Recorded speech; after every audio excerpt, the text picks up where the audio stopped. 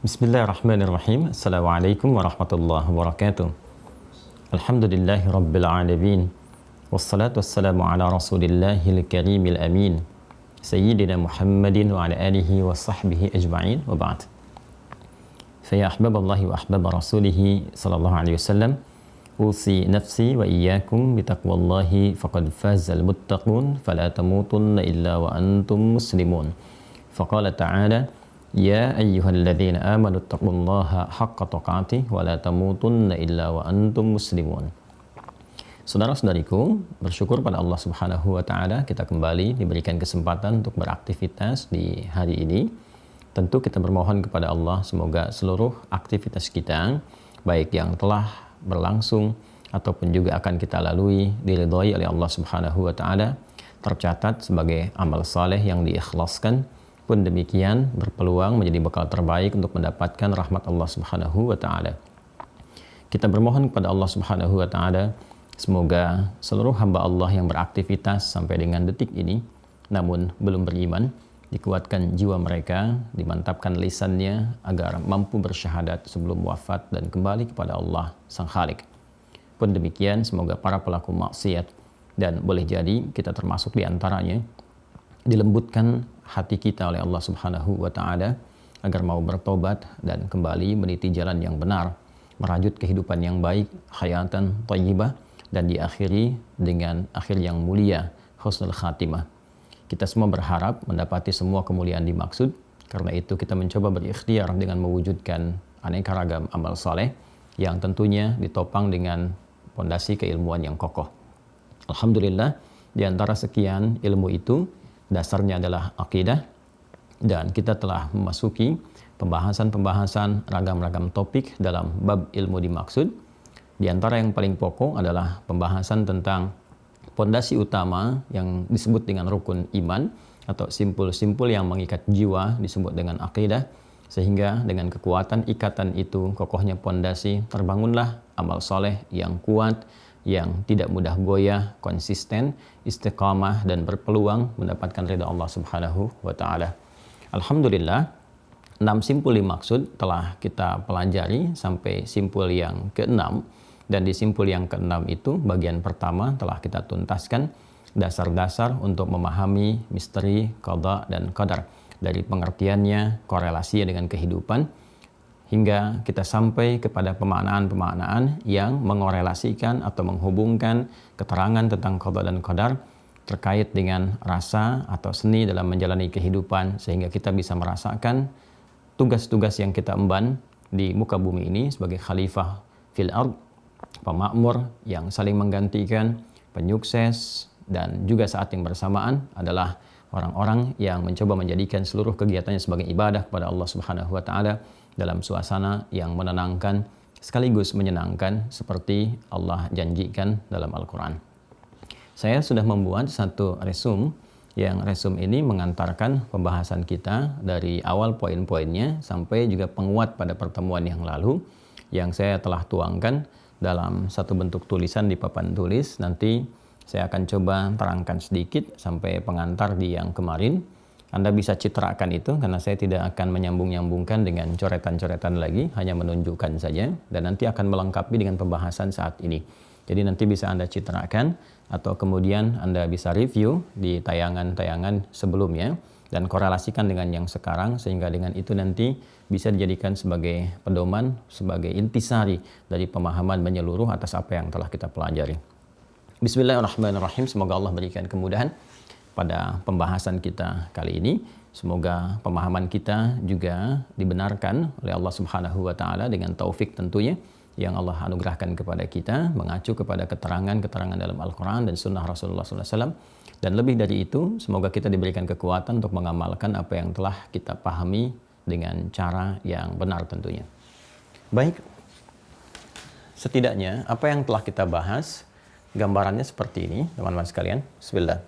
Ya, nanti juga bisa di zoom dan teman-teman juga bisa citrakan, dan insya Allah bila tuntas diterangkan nanti juga admin bisa memberikan sebuah citra foto tertentu yang di-upload nanti ya di web kita. Kemudian di web Mira Anda bisa download dan nanti bisa dijadikan sebagai satu ikhtisar atau ringkasan. Insya Allah materi yang kita uraikan dari awal pertemuan sampai dengan berkelanjutan itu insya Allah sudah disiapkan dalam satu catatannya yang berwujud satu materi yang nanti juga setiap Mahasanti Mira insya Allah dengan izin Allah semoga diberikan kita kekuatan untuk mendapati itu sebagai acuan kita untuk belajar dan mengajarkan kembali dengan pemahaman-pemahaman yang telah kita kaji. Ini dasarnya, bab akidah bergantung kepada pokoknya disebut dengan rukun.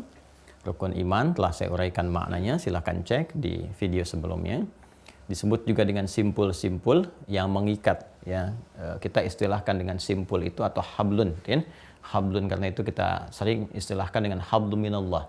Hubungan kita, ya, pertalian kita terhadap Allah Subhanahu wa Ta'ala. Itu pokoknya di sini. Hablun itu simpul, ya, tali gitu kan. Nah, untuk mengikat ikatan yang kuatnya disebut dengan kata kerjanya akada, sifatnya keadaannya disebut dengan akidah. Jadi simpul ini, tali-tali keimanan ini harus diikat dalam jiwa kita sehingga mengikat kokoh seperti cakram atau seperti juga pondasi, ya, kalau kita istilahkan di bahasa sekarang kayak cakar ayam kalau bangun-bangunan itu kan, ya, besinya dikreasikan dulu, ya, kemudian diikat, ditanamkan ke dalam bumi, di tanah itu yang kokoh. Nah, demikian ini bahasa kiasannya seperti itu. Simpul, ya. Kalau kita baca di Quran misalnya surah ketiga Ali Imran di ayat 103 kata hablun kita temukan untuk penguatan dalam konteks persatuan. Wa'tasimu bihablillahi jami'a wa la tafarraqu, dan berpegang teguhlah kepada tali Allah Subhanahu wa Ta'ala. Maksudnya terhubung kepada Allah. Apa yang menjadikan kita terhubung kepada Allah? Ya Al-Quran. Ya Al-Quran, karena di Al-Quran ada firman-firman Allah yang menjadikan kita terhubung. Karena itu kalau orang membaca atau bahkan dibacakan Al-Quran kepadanya, maka terjadi satu konektivitas. Hubungan dia dengan Allah yang meningkat, yang didasari dengan iman ini. Jadi iman yang menghubungkan kita, ya, dengan ketaatan kepada Allah. Di Quran surah ke-8 Al-Anfal di ayat yang kedua. Innamal mu'minuna alladzina idza dzukirallahu wajilat qulubuhum wa idza tuliyat alaihim ayatuhu zadatuhum imana wa ala rabbihim yatawakkalun. Sungguh ciri insan beriman yang sejati itu, jika disebutkan nama Allah ada tanda, ada getaran dalam jiwanya, dan bila dibacakan kepada mereka ayat-ayat Allah maka bertambah keimanannya, semakin menguat, kan? Kemudian terjadi satu konektivitas, terhubung dia semakin erat dengan Allah Subhanahu wa Ta'ala. Kalau sudah terhubung, maka apa yang terjadi? Semua tindakannya, sikapnya, sifatnya terjaga karena dia merasa diawasi, didengar, diketahui oleh Allah Subhanahu wa Ta'ala. Simpul ini yang mengikat kuat ada 6 telah kita pelajari. Pertama Allah, goalnya adalah zikrullah, latihannya la ilaha illallah dan meningkatkan ibadah kepada Allah Subhanahu wa Ta'ala. Komitmen la ilaha illallah diwujudkan dengan ibadah dan outputnya adalah zikrullah, ya, az-zikr. Sudah saya terangkan, cek kembali di video sebelumnya. Untuk support ini inti dari berkehidupan kita itu ini, zikrullah, inti dari berkehidupan kita. Sehingga semua ibadah dalam Al-Quran umumnya disebut dengan zikir, zikrullah. Salat, zikrullah. Quran surah ke-20 ayat ke-14. Doa, zikir. Quran surah ke-7 ayat 205. Subhanallah, alhamdulillah, Allahu Akbar, baik sedang berdiri, duduk, ataupun berbaring, terutama pasca salat, juga zikir. Quran surah ke-4 An-Nisa ayat 103. Baca Al-Quran, bahkan Al-Qurannya sendiri disebut dengan zikir. Quran surah ke-15 ayat ke-9. Menghafal Al-Quran, ya, ibadah, bahkan zikir. Quran surah ke-54 ayat 17, 22, 32, 40. Bahkan berdakwah pun bagian dari zikir. Fadzakir innama anta mudzakir lasta alaihim bimusaitir. Bahkan kita merenungkan, menganalisis segala yang ada di langit, di bumi yang terbentang untuk mendekatkan diri kepada Allah, zikir. Quran surah ketiga Ali Imran ayat 190 sampai dengan 191. Demikian seperti saya ulas dengan detail di pertemuan-pertemuan sebelumnya. Silahkan cek, telah kami tampilkan satu persatu untuk didalami di YouTube-nya Mira Institute dengan logo yang seperti ini. Ya, ada logo yang terbentang, silahkan dicek Mira Institute, dan di situ semua pure kajian. Ya, tidak ada AdSense, tidak ada macam-macam, tak ada iklan, karena memang fokusnya supaya kita pahami dengan baik dan terukur. Insya Allah kita berharap semoga Allah meridai itu. Ya. Kemudian disupportkan untuk menghadirkan ini semua dengan malaikat, ya, support risalah, ditugaskan oleh Allah untuk memotivasi, mendorong, dengan membantu kita, memberikan satu dorongan kesuksesan untuk membawa misi risalah sebagai khalifah di muka bumi. Risalah yang dimaksudkan khalifah di muka bumi, ya, sekaligus juga mengimplementasikan keimanan kita dengan beribadah. Ini di Quran surah kedua ayat 30, pun demikian Quran surah ke-51 ayat 56. Quran surah kedua ayat 30 terkait dengan misi khalifahnya, Quran surah 51 ayat 56 terkait dengan misi ibadahnya. Untuk maksimal menunaikan ini dan mengetahui bagaimana malaikat mensupport ibadah pada Allah, Allah berikan petunjuk kepada kita melalui kitab sebagai pedoman hidup sejak mulai manusia pertama diturunkan Adam alaihissalam dan Sayyidah Hawa alaihissalam, maka diberikan hudan seperti saya terangkan Quran surah kedua ayat 38. Demikian setiap generasi berganti, hudan ini diberikan sampai ke era nanti kita saat ini dengan nabinya yang spesial, yaitu Nabi Muhammad SAW. Karena itu Nabi diutus, Rasul diutus menjadi simpul yang keempat untuk menjelaskan, menjadi penjelas dari keterangan-keterangan kitab yang disampaikan ini, sekaligus juga memberikan contoh teladan agar semua praktek yang tertuang dalam kitab sebagai pedoman hidup ini setelah dipraktekkan, dijelaskan oleh Rasul-Rasul dimaksud, dijelaskan dengan lisannya, dipraktekkan dengan tindakan dan sikapnya, serta dalam aspek segala kehidupannya termasuk akhlaknya, maka semua menjadi teladan, uswah. Quran surah ke-33 ayat 21. Yang dengan teladan ini kita bisa ikuti segala hal yang disandarkan terhadap Rasul ini, baik perkataan, perbuatan, tindakan, ketetapan, sikap, sifat, dan lain sebagainya, itu semua disebut dengan hadis. Pola kita untuk mengikuti itu disebut dengan sunnah, setapak demi setapak, ya, sejengkal demi sejengkal, sehingga semua hal itu menjadi bagian karakter dari kehidupan kita. Rasul terakhir yang diutus sangat mulia, Nabi Muhammad SAW, diberikan hudan yang spesial, yaitu Al-Quran, sebagaimana disampaikan di Quran surah kedua Al-Baqarah di ayat 185 tentang fungsi Al-Quran sebagai hudan. Kemudian semua ini kita jalani, kita keluarkan menjadi kurikulum seperti pernah saya terangkan, dan jalani sampai kehidupan berakhir. Yaumul akhir, puncak dari segala kehidupan yang membuka kehidupan abadi. Puncaknya ada di sini. Baik dibuka dengan gerbang surah kematian ataupun juga kumrah berakhirnya kehidupan seperti yang telah kami terangkan sebelumnya.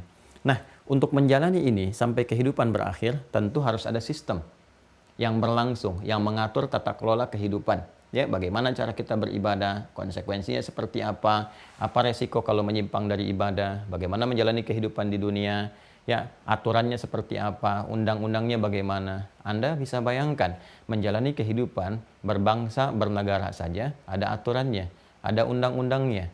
Bermasyarakat ada aturannya, undang-undang yang disepakati supaya menjamin stabilitas, keamanan, kenyamanan, ketentraman dalam kehidupan berbangsa, bernegara, bermasyarakat. Apalagi berkemanusiaan yang membawa risalah-risalah Rabbaniyah, membawa misi-misi spiritual, misi-misi yang akan mempertaruhkan puncak kehidupan kita saat berpulang kepada Allah dan menentukan tempat abadi kita. Tentu itu butuh sistem yang lebih tertata lagi, lebih rapi, lebih baik, segala ketetapan yang telah Allah putuskan yang mengatur tata kelola tentang apa yang menjadi tugas manusia, baik sebagai khalifah di bumi ataupun juga sebagai hamba Allah yang memaksimalkan ibadahnya sebagai implementasi dari keimanan kebertuhanannya kepada Allah Subhanahu wa taala.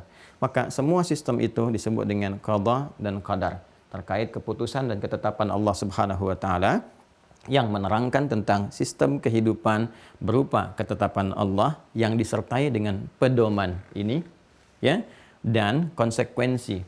Jadi ketika sistem itu ditetapkan oleh Allah, disertakan pedoman untuk menerangkan kepada kita bagaimana keberlangsungan hidup itu, ya, dari mulai informasi-informasi, perintah, larangan, sistemnya, resikonya, dan sebagainya dijelaskan sepenuhnya.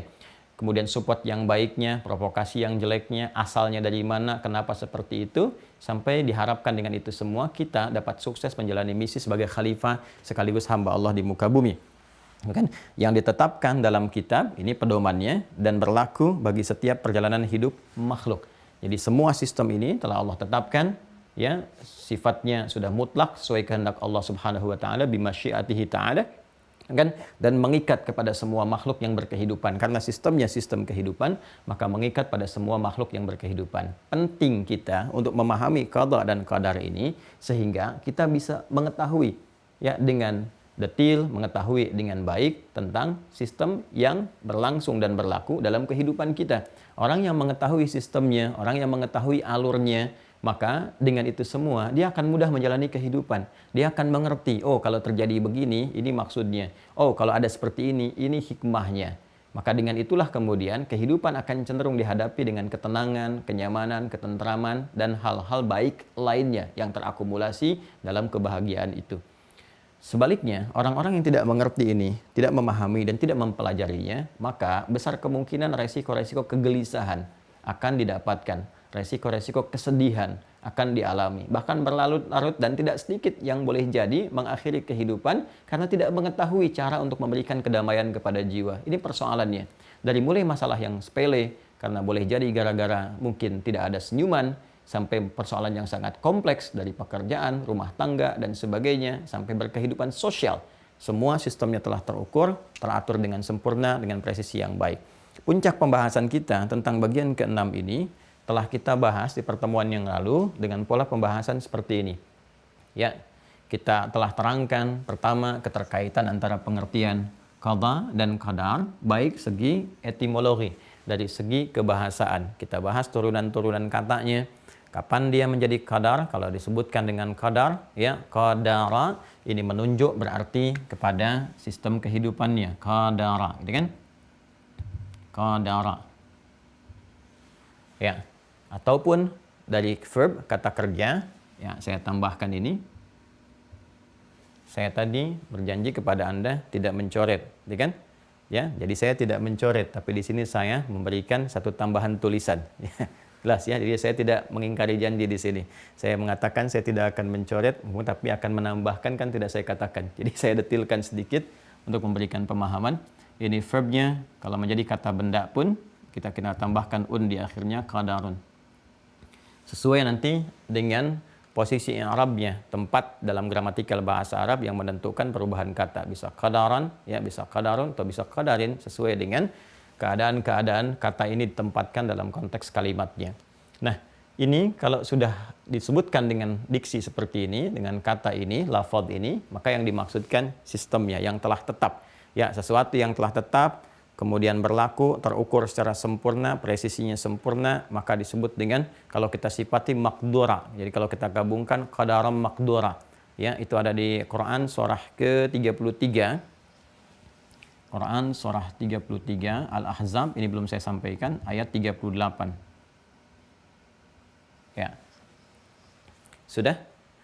Baik, nanti lihat langsung ke ujung ayatnya saja. Langsung lihat ke ujung ayatnya, qadaram maqdura, ya, dan segala hal yang Allah ciptakan subhanahu wa ta'ala, yang Allah tetapkan, maka semuanya telah ditetapkan berdasarkan kadar. Kadar sudah jadi bahasa Indonesia. Maksudnya sistem kehidupan, ya, bagian-bagiannya dengan semua yang telah ditetapkan itu maqdura, terukur secara sempurna.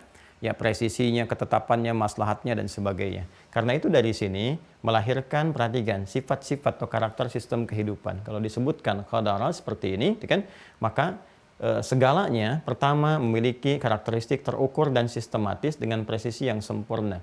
Jadi semua yang Allah tetapkan dalam sistem berkehidupan ini sudah terukur semuanya. Ya, rizki saja terukur untuk kita. Ya, sudah jelas sampai dengan kematian itu tiba. Dan itu mengandung maslahat. Kemudian juga bentuk tubuh kita saat dicipta, gitu kan? Bagaimana Allah mencipta, membentuk kita sangat sempurna sesuai dengan maslahat kita. Bahkan Masya Allah, presisinya luar biasa sempurna. Yang di Asia penampakannya seperti ini, yang di Eropa seperti ini, yang di Afrika demikian. Ya, bukan ingin menunjukkan satu hal yang rasial, tidak. Tapi dibalik semua perbedaan-perbedaan warna kulit, tampilan fisik itu, ternyata itu adalah gambaran dari kekuasaan Allah yang memberikan kemaslahatan kepada kita untuk menyesuaikan dengan iklim dan lingkungan di mana tempat kita menetap dan tinggal. Sehingga dengan itu mudah kita beraktivitas. Itu yang sangat luar biasa. Ya, dan itu nanti akan diketahui berdasarkan perjalanan kehidupan. Nanti kalau kita jalani surah Ar-Rum itu surah ke-30, ya, kalau teman-teman bacakan dari ayat 19, 20, 21 sampai ke pernikahan, itu kan, dan terus itu kan sampai ke 22, 23, 24, 25-nya. Nah, di antara sekian banyak itu sebelum masuk ke fase pernikahan Allah jelaskan wa min ayatihi, gitu kan, dan di antara tanda-tanda kebesaran Allah Subhanahu wa taala adalah menciptakan manusia dengan bagaimana ikhtilafu alsinatikum wa alwanikum, dengan perbedaan bahasa, gitu kan, dan juga ragam kulitnya, pigmen kulitnya, dan semua itu tanda-tanda kebesaran Allah untuk memberikan kesesuaian dengan maslahat lingkungan. Tegaskan lagi di surat At-Tin nanti, laqad khalaqnal insana fi ahsani taqwim. Sungguh Allah mencipta manusia dengan tubuh yang sempurna, dengan presisi yang sempurna, terukur dan sistematis. Ini karena itulah hal-hal yang terkait dengan ini ditegaskan lagi di Quran surah ke-54, kemarin yang kita bahas ayat ke-49. Quran surah ke-54 ayat ke-49, ya. Inna kulla syai'in khalaqnahu biqadar. Kalimatnya menggunakan qadar. Ya, inna kulla syai'in khalaqnahu biqadar. Sungguh demi keagunganku, kata Allah Subhanahu wa taala, ya kan? Segala hal kami ciptakan, segala hal, semua, ya, yang Allah cipta, berarti makhluk semua diciptakan, ditetapkan oleh Allah Subhanahu wa taala biqadar. Dengan apa? Ya, dengan ukuran, ya, kemudian dengan sistem, dengan presisi yang sangat sempurna, ya, dengan bagian-bagiannya, ya, yang sesuai dengan maslahat. Bagian kedua mengandung maslahat bagi setiap makhluk, ada kadarnya, ada ukurannya, ya, yang berlangsung baik bagi dirinya, berkehidupan personal, komunal, ataupun sosial, atau interaksi dengan alam semesta ini. Sempurna, bahkan alamnya pun sempurna. Nanti kita bisa lihat bagaimana ayat-ayat dalam Al-Quran menunjukkan bahwa dalam perputaran ini di benda langit, itu kan kita dapatkan dalam kehidupan langit, disebutkan nanti ada tentang matahari, ada tentang bulan, ada bintang gemintang, ada kawakib, gitu kan, atau benda-benda langit, ya, dari mulai asteroid, planet-planet, dan sebagainya. Isyaratnya sangat sempurna. Bahkan bagaimana disebutkan tentang bumi, ya, mengitari matahari, gitu kan. Kemudian setiap itu ada porosnya sendiri, ya, bagaimana bulan juga demikian punya porosnya sendiri, dan sebagainya. Itu sangat sempurna sekali. Bagaimana setahun ada 12 bulan, inna iddatasy syuhuri 'indallahi 12 syahran fi kitabillah, gitu kan. Ya, yauma khalaqas samawati wal ardh minha arba'atun hurum. Itu jelaskan setahun ada 12 bulan, dan itu Al-Quran sempurna menerangkannya. Ini, ya, jadi mengandung maslahat bagi setiap makhluk. Kemudian sistem ini pun menghadirkan konsekuensi. Jadi kalau kita, ya, seperti yang normal dalam kehidupan dunia misalnya kan, ya, aspek dunia saja ada sistemnya sendiri ditetapkan oleh Allah. Misal kalau ada rutinitas yang kita jalani, makan, dijelaskan kalau makan dampaknya akan seperti ini, tidak makan akan seperti ini. Itu normal. Ya, hukum umum, namanya sunnatullah fil kaun, sistem yang Allah tetapkan dalam berkehidupan secara umum. Nanti menjadi ibadah kalau diniatkan karena Allah dengan bismillahirrahmanirrahim, diniatkan ibadah, maka rutinitas berubah menjadi ibadah. Kalau nggak diniatkan untuk kepentingan ibadah, maka berlaku seperti rutinitas saja. Jalan, olahraga, makan, minum, itu sistem dalam berkehidupan yang kita jalani. Ya, kalau makan yang menyehatkan akan begini. Ya, makan yang tidak menyehatkan akan begini. Nanti turun ayat menjelaskan seperti Al-Baqarah ayat 168. Ya ayyuhan nasu kulu mimma fil ardi halalan thayyibah, kan? Hei semua manusia, makanlah, silahkan berpetualang di bumi untuk mencukupi kebutuhan hidup, minimal untuk kebutuhan jasmani kamu. Kamu bisa makan. Ya, dapatkan dengan cara yang legal, sebab kalau tidak legal konsekuensi akan begini. Nanti dari turunan ini manusia dengan instingnya, ya, itu membuat hukum-hukum lokal. Ya, padahal apa? Itu bawaan fitrah sebetulnya untuk menerapkan sistem yang dimaksudkan. Nah, dan semua akan kembali kepada hukum Allah. Sedapat bagaimanapun manusia membuat yang ideal, pada akhirnya nggak akan lepas dari sistem kehidupan yang telah ditetapkan oleh Allah. Dan ini yang paling ideal, ini yang paling sempurna. Ya, karena itulah diterapkan dimanapun pasti mengandung maslahat dan tidak akan bertentangan dengan karakteristik manusia yang berkehidupan di tempat yang dimaksudkan. Bahkan bisa mengangkat dengan lebih indah lagi dan melahirkan peradaban-peradaban yang dinantikan. Ya, saya kan pernah beri gambaran kenapa Al-Quran diturunkan di komunitas jahiliyah, gitu kan, yang sangat jauh dari peradaban, tertinggal, ya, penuh dengan lingkup kriminal dan sebagainya. Tapi Allah nggak menurunkan tongkatnya Nabi Musa yang diulang atau mukjizat Nabi Isa alaihissalam kepada Rasulullah SAW, Nabi Muhammad tidak, ya kan? Yang diberikan apa? Diwahyukan Al-Quran. Ketika diturunkan Al-Quran bisa mengangkat, merubah mereka dari jahiliyah jadi khairu ummah, membangun peradaban. Ya, di Mekah jadi Mubarakah, dibawa ke Yathrib jadi Madinah Al-Munawwarah, dibawa ke Spanyol melahirkan Hadarah Al-Islamiyah. Perhatikan, kita tidak pernah mengenal masa-masa Islam itu ketika membawa nilai-nilai kebaikan, nilai petunjuk, keilmuan yang sangat dahsyat itu, yang melahirkan peradaban, itu dibawa kemanapun ketika lahir peradaban. Nggak pernah peradaban disebutkan dengan nama tempatnya. Ini kalau kita jeli melihat, coba ya, jujurlah pada diri kita ketika kita jeli melihat. Kita bandingkan dengan dulu, kita katakan peradaban Mesir kuno, Mesirnya yang disebutkan. Kan? Peradaban Mesopotamia, ya, Babilonia, peradaban Yunani kuno, peradaban Romawi kuno, tempatnya kan yang disebutkan. Anda pernah dengar nggak peradaban Spanyol? Ya, Spanyol kuno misalnya, nggak pernah dengar kan? Ya, peradaban Irak misalnya. Yang kita dengar peradaban Baghdad misalnya. Yang kita dengar adalah peradaban Islam di Spanyol. 7 abad. Ya kan? Yang menginspirasi itu peradaban Islam di timur, di Baghdad dan seterusnya. Ya, yang menghadirkan banyak referensi sampai ke kisah, sampai imajinasi yang meningkatkan stimulus pengetahuan dengan kisah 1001 menara, 1001 malam dan sebagainya, ya kan? Dan seterusnya. Ini. Nah, jadi semua hal yang kita jalani itu akan sangat ideal kalau mengacu kepada sistem ini. Tapi mengandung konsekuensi yang tadi saya terangkan. Dan dari setiap konsekuensi itu kita diberi pilihan dengan keadilan Allah Subhanahu wa taala. Silahkan. Ya, Anda diberikan kebebasan memilih, tapi diberikan oleh Allah rambu-rambu dari akal untuk mencerna, untuk mengetahui secara sadar bahwa ini loh yang dikerjakan, ini konsekuensinya seperti ini. Karena itu kalau akalnya belum sempurna, tidak dihisab, belum berlaku hisab. Ya, karena belum sempurna. Ya, belum bisa mencerna sesuatu dengan baik, belum bisa bedakan mana uang yang warnanya hijau, abu-abu, ya, biru dengan merah, gitu kan? Ya, kalau sudah dia bisa cerna, bisa dia gunakan, kalau dia sudah tahu pun bisa kelola enggak? Kalau belum bisa kelola tetap belum balik, maka ada ukuran-ukuran nanti. Kalau sudah balik baru berlaku hisab. Ya, kenapa berlaku hisab? Karena sudah bisa mencerna, memutuskan. Makanya dia paham. Karena itu orang-orang yang akalnya sudah mencerna dengan baik, sudah ada kematangan, dia mengerti resiko. Dan dia memahami yang baik itu baik, kan? Yang salah itu salah. Karena itu Nabi mengatakan kan kalau di Al-Arba'in, Al-Imam An-Nawawi menyantumkan kan dalam hadis yang ke-6, innal halala bayyinun wa innal harama bayyinun. Ya kan? Sungguh yang halal itu, yang baik itu, yang benar itu jelas sebetulnya. Ya kan? Kemudian yang haram itu, yang salah, yang dosa itu pun jelas. Kan kita mengerti antara jujur dengan bohong itu kita tahu ini jujur, ini bohong. Yang akalnya sudah sehat, sudah matang gitu kan, itu bisa bedakan. Oh ini jujur, ini bohong. Ini yang halal, ini yang haram. Ini yang legal, ini yang korupsi. Kan mengerti kita, ya kan? Coba deh, jujur pada diri kita. Saat lisan mengucapkan dan itu keliru, pasti akan disalahkan. Ya, akal kita akan mengatakan itu nggak benar. Hati kita akan protes. Ya, itu tidak tepat gitu. Ya, itu yang kematangan itu nanti akan diuji. Pilihan dengan keadilan Allah, kita diberikan satu pilihan, silahkan, tapi diterangkan konsekuensinya. Ini konsekuensinya akan begini. Baik konsekuensi jangka yang dekat, kan, ataupun menengah, atau jangka panjang. Kan? Walaupun kadang-kadang manusia sering menambahi dengan jangka saku. Ya karena pengaruh-pengaruh materi dia masukkan ke dalam sakunya gitu ya. Itu candaan orang-orang dulu, jangka panjang, jangka menengah, jangka dekat, jangka saku. Jadi kalau membuat satu proyek kadang-kadang dia lebih cenderung mengisi sakunya dibandingkan kemaslahatan jangka-jangka yang dimaksudkan tadi. Ya. Padahal kain kafan gak ada sakunya gitu ya. Nah balik ke sini ya. Nah jadi silahkan diberikan pilihan dari yang ditetapkan. Tapi semua mengandung resiko dengan sistem berkeadilan yang telah Allah tuangkan. Yang melekat pada sifat-sifat dan nama-namanya yang mulia. Ya. Dan semua aspek ini Allah maha mengetahui. Maha mengetahui. Ketika kemudian ini ditetapkan keseluruhannya. Maka seluruh sifat dari turunan katanya pun turun. Ini sistemnya telah berlaku, maka sifat terukurnya, sistematisnya, presisinya yang mengandung maslahat itu, maka diturunkan lagi dari kata ini dengan bentuk tasydid. Qaddara yuqaddiru. Qaddara yuqaddiru, gitu kan? Yuqaddiru. Takdiran. Takdiran.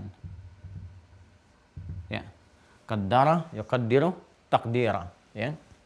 Dari sini kita sering katakan dengan takdir ini sudah takdir gitu kan.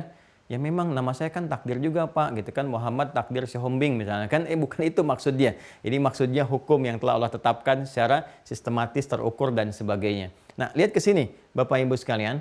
Jadi kalau kita temukan kata qadar seperti kemarin saya uraikan itu sistemnya. Tapi kalau kita temukan kata qaddara yuqaddiru turunannya termasuk takdir. Ini menunjukkan tentang ukurannya yang sangat sempurna, presisinya yang sempurna dan tersusun dengan sistematis. Ya, dan berlangsung secara bertahap sesuai dengan pertumbuhan kita yang berkehidupan, berkembang, tumbuh dan berkembang. Ya, disingkat dengan tumbang dalam pelajaran-pelajaran di kesehatan, dunia kesehatan di awal-awal itu modulnya saya pernah dapati itu disebut dengan fase tumbang. Tumbuh, berkembang, berkelanjutan, berkemajuan, gitu kan? Nah, jadi di sini kita dapati kemudian ini akan terhubung juga setiap satu tahapan-tahapan dalam sistem berkehidupan itu akan disertai petunjuknya. Dan kita telah sampaikan petunjuk yang dimaksudkan hudan ini. Ya, kata kerjanya hada. Jadi kalau kita ingin ada keseimbangan, kata kerja dengan kata kerja lagi. Kalau di sini qaddara, di sini hada. Maka disampaikan di Quran surah Al-A'la di ayat yang ketiga itu ketika Allah menegaskan kan walladzi qaddara fahada.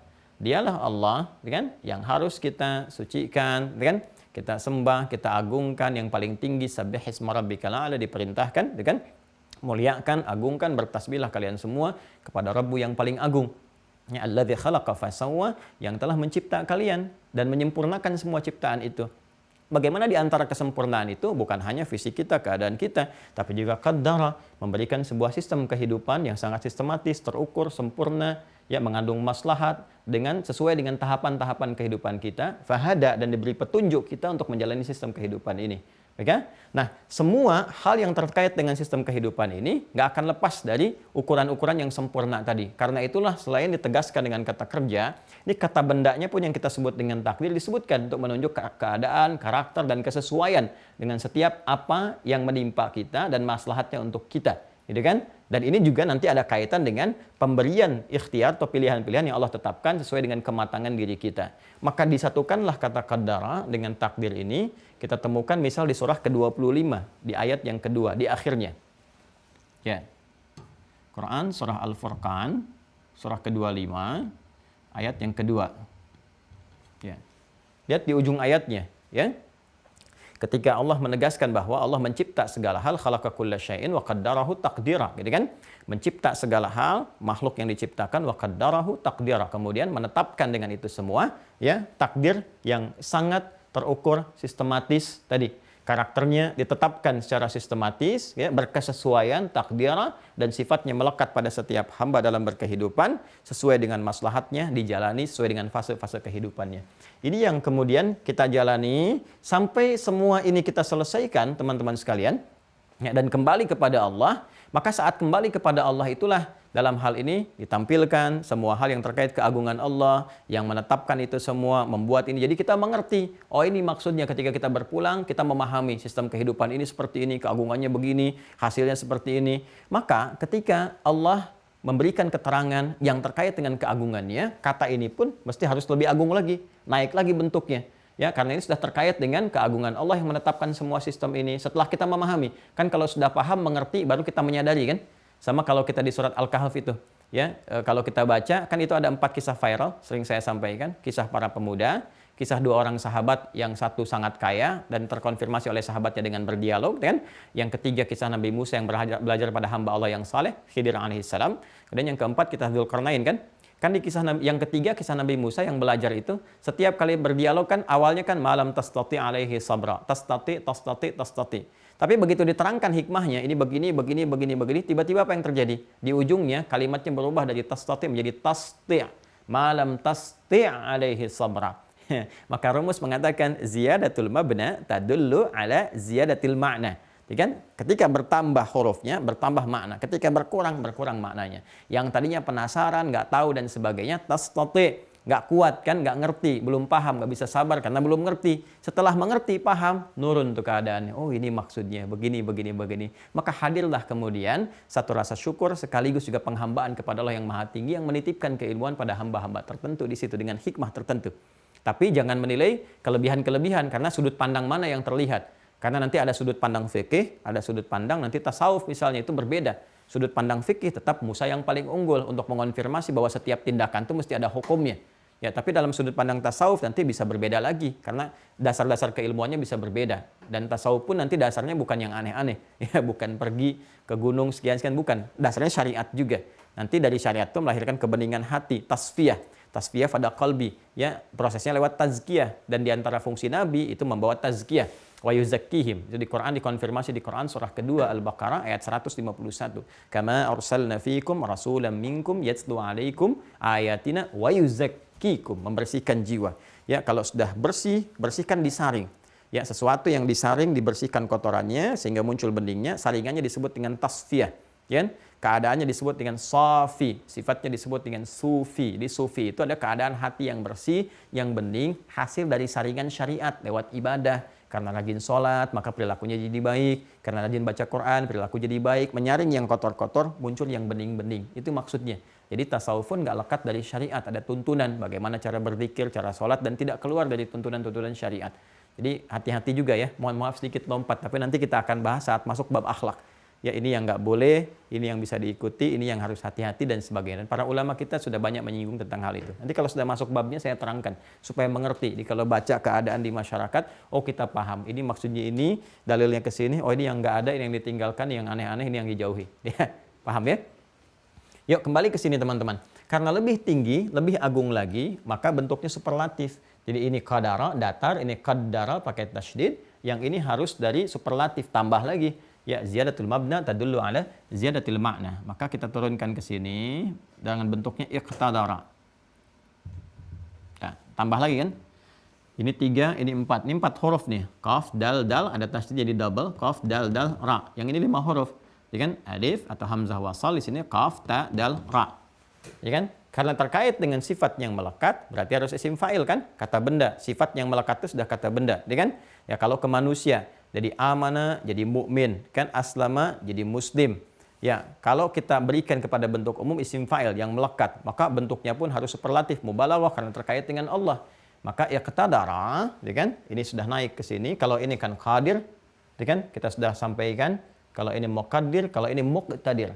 Maka ketika kembali kepada Allah Subhanahu wa taala kita berpulang, insya Allah mendapatkan rahmatnya, ditempatkan di surga yang mulia bersama orang-orang mulia, khususnya Rasulullah tercinta sallallahu alaihi wasallam, gitu kan? Kita mengerti, oh ini sistem kehidupan nih yang telah dijalani, akhirnya begini penuh dengan keindahan, lalu kita memuji Allah, bertasbih kepadanya, mengkuduskannya dan sebagainya, ya. Maka semua itu ketika kita lakukan, kita menyadari kebesaran Allah. Yang besar yang memiliki disebut dengan Malik atau Malik, ya kan? Yang maha menentukan membuat sistem yang sangat agung disebut Muqtadir. Maka Quran surah ke-54 ayat 55.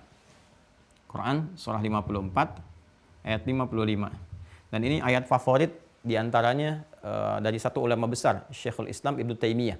Ya, Ibnu Taimiyah itu Syekhul Islam itu memiliki ayat favorit yang ini. Di penghujung akhir perjuangannya saat berjuang dan kemudian meninggal itu membacakan ini. Ya, Quran surah ke-54 Al-Qamar di ayat 55. Ya, lihat di ujung ayatnya. Fi maq'adi sidqin 'inda malikim muqtadir. Ada? Ya, kan kalau kita urut ke sebelumnya innal muttaqina fi jannatin wa nahar terus, ya kan? Nah, sampai kita temukan fi maq'adi sidqin di tempat yang paling benar, tempat terindah. Maq'adi sidqin itu surga maksudnya, ya. Karena kita meyakini bahwa kita akan berpulang, gitu kan, dihisab dan hisab tertingginya ketika baik mendapatkan tempat tertinggi yang membenarkan ya mengonfirmasi kebenaran dari perilaku amal soleh kita. Karena itu dikatakan dalam syahadat yang hadis riwayat Ubadah bin As-Samit itu yang saya bacakan di kitab Fathul Majid itu dulu, ya kan? Innal wal jannata haqqun wan nar haqqun, dan jannah itu, surga itu hak, ada benarnya. Makanya dikonfirmasi oleh Al-Qur'an fi maq'adi sidqin, orang-orang membenarkan itu. Jannahnya hak mutlak dan sebagainya. Tapi sifat manusianya kadang ada yang ragu, ya kan? Nah, ketika sebagian meyakini itu benar adanya, sebagian ragu dia nggak dapat. Karena sifat relatif manusia itu yang memandang tentang kebenaran surga dan neraka, manusia pada umumnya. Sedangkan orang Islam membenarkannya, maka kalimatnya itu di situ menggunakan kata sidqin. Karena persepsi manusia menilainya itu. Maka disampaikan dengan bahasa Al-Quran mengonfirmasi, itulah indahnya Al-Quran. Ya, kebenaran mutlaknya disebut dengan hak, tapi ketika memberikan gambaran pada penilaian manusia, kadang-kadang manusia yang kurang paham karena ilmunya. Maka menjadi relatif dalam pandangan manusia, maka dibuktikan kebenaran itu ketika nyata fi maq'adi sidqin, di tempat yang mengonfirmasi kebenaran dari apa yang telah kami kerjakan, 'inda malikin ya muqtadir. Fi maq'adi sidqin 'inda malikin muqtadir, menggunakan kata turunan ini iqtadara, maka sifatnya melekat pada Allahnya muqtadir. Nah, ini ya gambaran yang telah kita uraikan teman-teman sekalian. Saat waktu ini ditetapkan, sistem kehidupan setelah semua itu kan dengan kehendak Allah Subhanahu wa taala, bimasyiatinya kita diberikan tugas dan sebagai makhluk tercipta, ditetapkannya sistem kehidupan ini, ketetapannya ketika berlaku, maka katanya ini berubah dari qadara atau qadarun jadi qadrun, ya kan? Qadrun, akar ini juga. Ya. Nah, ini. Kapan ditetapkannya? Dalam informasi Al-Quran, wallahu a'lam bissawab, ya, akan apa yang terjadi semua atas kehendak Allah, kita tidak mengetahui kecuali saat berpulang, sehingga kita bisa mengatakan alhamdulillah, ya, alhamdulillah semua terkonfirmasi, kita berada di tempat yang indah, ya, fi maq'adi sidqin 'inda malikin muqtadir dan sebagainya. Nah, tapi Al-Quran mengonfirmasi kepada kita dengan disampaikan di Quran surah ke-97. Saya tidak mengatakan bulatan ya, Saya kan tadi mengatakan coretan, saya tidak akan mencoret, tapi kan ini membulati ya. Jadi saya tidak coret, Anda masih bisa citrakan. Saya betul-betul menjaga supaya nggak keliru atas apa yang saya sampaikan. Ya, ini Quran surah 97 Al-Qadar. Ya, suratul Qadri. Kita terjemahkan ke dalam bahasa Indonesianya dengan qadar gitu kan. Padahal nanti ada presisi dalam penunjukan diksinya. Ini qadarun, ya kan? Ini qadrun. Ya, perhatikan ketika semua ini telah mulai ditetapkan, berlaku gitu kan? Ya, mulai berlaku ya, ditetapkannya kapan? Disebutkan dikonfirmasi di surah Al-Qadar surah 97 gitu kan? Bersamaan dengan ditetapkannya ini diturunkan pula kemudian pedomannya. Ya, pedomannya. Kalau terkait dengan kita saat ini Al-Qur'an kan yang paling mulia karena mengcover dan menjelaskan semua sistem berkehidupan itu. Maka Allah sampaikan inna anzalnahu fi lailatul qadar, kan? Wa ma adraka ma lailatul qadar. Nah, itu lailah. Saya sering katakan ada lail, ada lailah, itu berbeda. Ya, kalau disebutkan lail itu malam. Ingat ya, lail itu waktunya, menunjuk kepada waktunya. Malam dengan segala turunannya, baik bentuk jama atau yang lainnya. Lail, kemudian layali jamanya. Kan lail, layali, lela, lili dan seterusnya. Ya, ibu lela, ibu malam-malam gitu kan. Malam, turunan dari kata lail. Tapi kalau ada tak di ujungnya, ya tak itu menunjukkan sebuah sifat, keistimewaan, karakter tertentu dan sebagainya. Jadi kalau ada lail tambah tak lailah jadi yang istimewa. Malam yang sangat istimewa. Kenapa istimewa? Karena ada ini peristiwa qadar. Berlakunya semua sistem kehidupan yang Allah telah tetapkan. Nah, berlangsungnya kapan? Terkonfirmasi berlangsung pada satu malam. Malamnya kapan? Wallahu a'lam. Yang penting Allah tetapkan. Ya, tapi bersamaan dengan itu kemudian diturunkan pedoman. Jadi inilah keadilan Allah. Di sini terkonfirmasi sifat keadilan Allah Subhanahu wa taala, al-adlu. Ya. Maha adil, al-adlu. Ya. Adil. Begitu sistem berlaku, kan? Pedomannya pun sudah ada. Ya, jadi nggak dibuat tapi pedoman nggak ada. Disuruh tugas tapi misalnya tupoksinya nggak jelas. Nah, nggak begitu. Sifat yang melekat pada Allah sempurna keseluruhannya. Ya, termasuk apa yang Allah tetapkan, apa yang Allah buat. Jadi begitu kemudian ini berlaku, kemudian pedoman juga telah tetap berlaku sempurna, gitu kan? Maka dikonfirmasi ya berketetapan di satu malam yang Allahu a'lam keadaannya seperti apa. Tapi malam ini ditemukan di mana dari sekian malam yang kita lewati dalam berkehidupan. Maka ada clue yang kita temukan. Ada satu isyarat kunci dalam Al-Quran. Karena ini disertakan dengan turunnya pedoman yaitu Al-Quran. Inna anzalnahu. Kalimatnya menggunakan kata anzala. Ya kan? Nah. Dan kata anzala ini menunjukkan proses yang turun secara sekaligus. Ya. Anzala turun sekaligus. Beda dengan nazzala yang kemarin saya terangkan. Ya kan? Karena itu kitab-kitab yang diturunkan kepada Nabi ya untuk disampaikan kepada umat dalam proses kepada nabinya langsung itu menggunakan kata anzala untuk Taurat dan Injil, tapi Al-Quran menggunakan nazzala. Itu yang kemarin saya terangkan dikonfirmasi di Quran surah ketiga Al-Imran ayat ketiga. Nazzala 'alaikal kitaba bil haqqi musaddiqan lima bayna yadayhi wa anzalat Taurata wal Injil. Gitu kan? Nah, tapi Al-Quran sangat unik karena istimewa, karena luar biasa, petunjuk berkehidupan sampai kehidupan berakhir. Maka sebelum diturunkan kepada Nabi, jadi viralkan dulu di kalangan semua penduduk para langit. Ya kan? Di kalangan seluruh penduduk-penduduk, semua tingkatan langit. Turun dari Lauh Mahfuz diturunkan ke Baitul Izzah, Sama'id Dunya. Ya, langit yang langsung terkoneksikan dengan kehidupan manusia di bumi, di dunia. Ya kan? Nah, ini bagaimana bentuknya Allahu a'lam. Nanti di surah Az-Zumar kan pernah saya sampaikan, dikonfirmasi saat pulang wa futihat abwabuha, dibuka semua pintu-pintunya. Surganya dibuka, langit juga dibuka semua pintunya seperti Rasulullah SAW mengalami peristiwa Isra dan Mi'raj itu. Terbuka semua, nanti saat kita meninggal, pulang, ya, peristiwa terjadi besar, dihisab, kita akan mengerti apa yang telah terjadi. Ya kan? Alhamdulillah gitu kan. Nah, nanti itu batas langit yang paling rendahnya, yang paling tingkat bawah terkait dengan kehidupan dunia, yang koneksi itu disebut dengan Sama'id Dunya. Kemarin saya janji menampilkan satu kitab atau dua kitab. Yang pertama Al-Itqan, ini karangan Al-Imam Jalaluddin As-Suyuti ini ya. Al-Itqan fi Ulumil Quran. Ya. Di halaman 64 kalau tidak keliru ya. Mudah-mudahan benar. Kalau enggak kita cari lagi. Bismillah. Ah ya, benar. Ya. An-Naw'us Sadis Ashar, ya. Ini pembahasan yang ke-16 fi kaifiyati inzalihi. Bagaimana cara turunnya Al-Qur'an. Ya, kemudian di sini kita akan temukan bab, teman-teman sekalian. Nih, al-mas'alatul ula, ya kan? Persoalan yang pertama, pembahasan yang pertama. Qala ta'ala, Allah Subhanahu wa taala berfirman, "Syahrul Ramadan alladzi unzila fihi al-Qur'an." fil Baqarah, ya kan? Allah berfirman di surah Al-Baqarah ayat 185 yang tadi saya sampaikan, wa qala, dan juga berfirman di Quran surah Al-Qadar ayat pertama, inna anzalnahu fi lailatul qadar. Ya kan? Nah, ini yang saya konfirmasikan. Jadi apa yang saya sampaikan tadi itu terkonfirmasi dari kitab. Karena kami belajar memang kitabnya dari guru-guru kami ya, dari beragam kitab ulumul Quran. Jadi ini saya tunjukkan untuk menguatkan ya, jangan nanti ada dugaan oh ini kait-kaitkan atau hanya cocok logi gitu, cocok-cocokan, tidak. Ini terkonfirmasi. Jadi saya memudahkan, kadang nggak saya bawakan kitabnya untuk memudahkan. Tapi kadang sering ada sementara orang bertanya, itu ngajinya pakai kitab nggak gitu ya. Maka ini kita tunjukkan. Nah, di sini kemudian ikhtalafa fi kaifiyati inzalihi min al-lauhil mahfuz ada thalathati aqwanin. Gitu kan? Para ulama memberikan ragam pandangan tentang proses turunnya Al-Qur'an dari lauh mahfuz. Yang tertinggi lauh mahfuz itu kan yang paling tingginya. Ya, di situ ada qadar yang telah ditetapkan, hudan, pedoman kehidupan yang telah ditetapkan bersamaan dengan itu. Nah, begitu diturunkan, nah ini dia ya.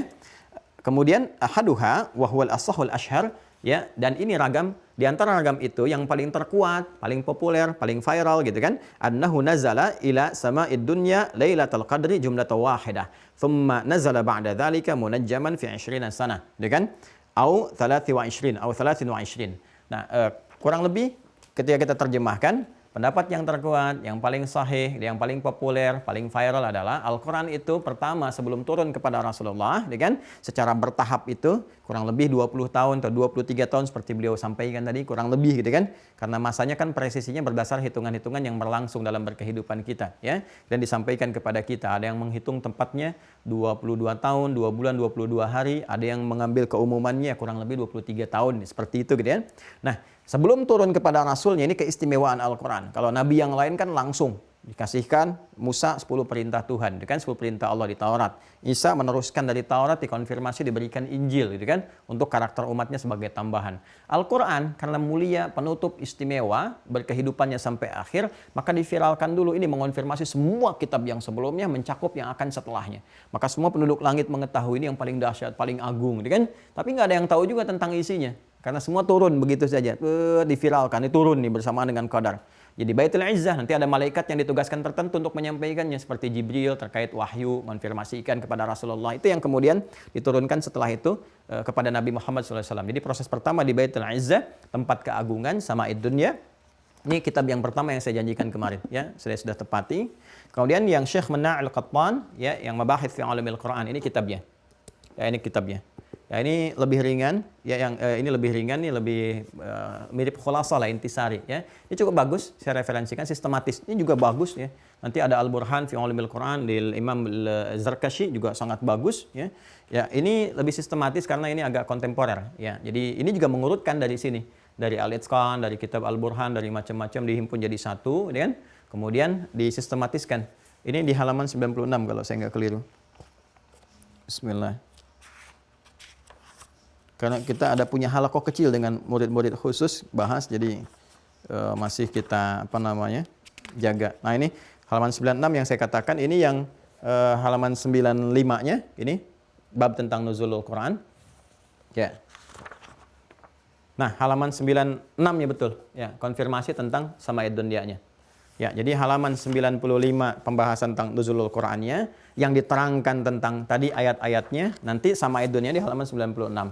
Yang tadi kan disampaikan pendapat paling populer kan, paling viral. Siapa yang berpendapat ini dikonfirmasi di sini. Qala an Ibnu Abbasin radhiyallahu taala anhuma, dari Ibnu Abbas, semoga Allah meridai, merahmati kita beliau dan keluarganya. Dan Ibnu Abbas itu ingat turjumanil Qur'an, ya, pakar Al-Qur'an yang ditetapkan oleh Rasulullah SAW, yang didoakan dengan kalimat Nabi yang sangat populer, Allahumma faqihhu fid din wa alimhu ta'wil.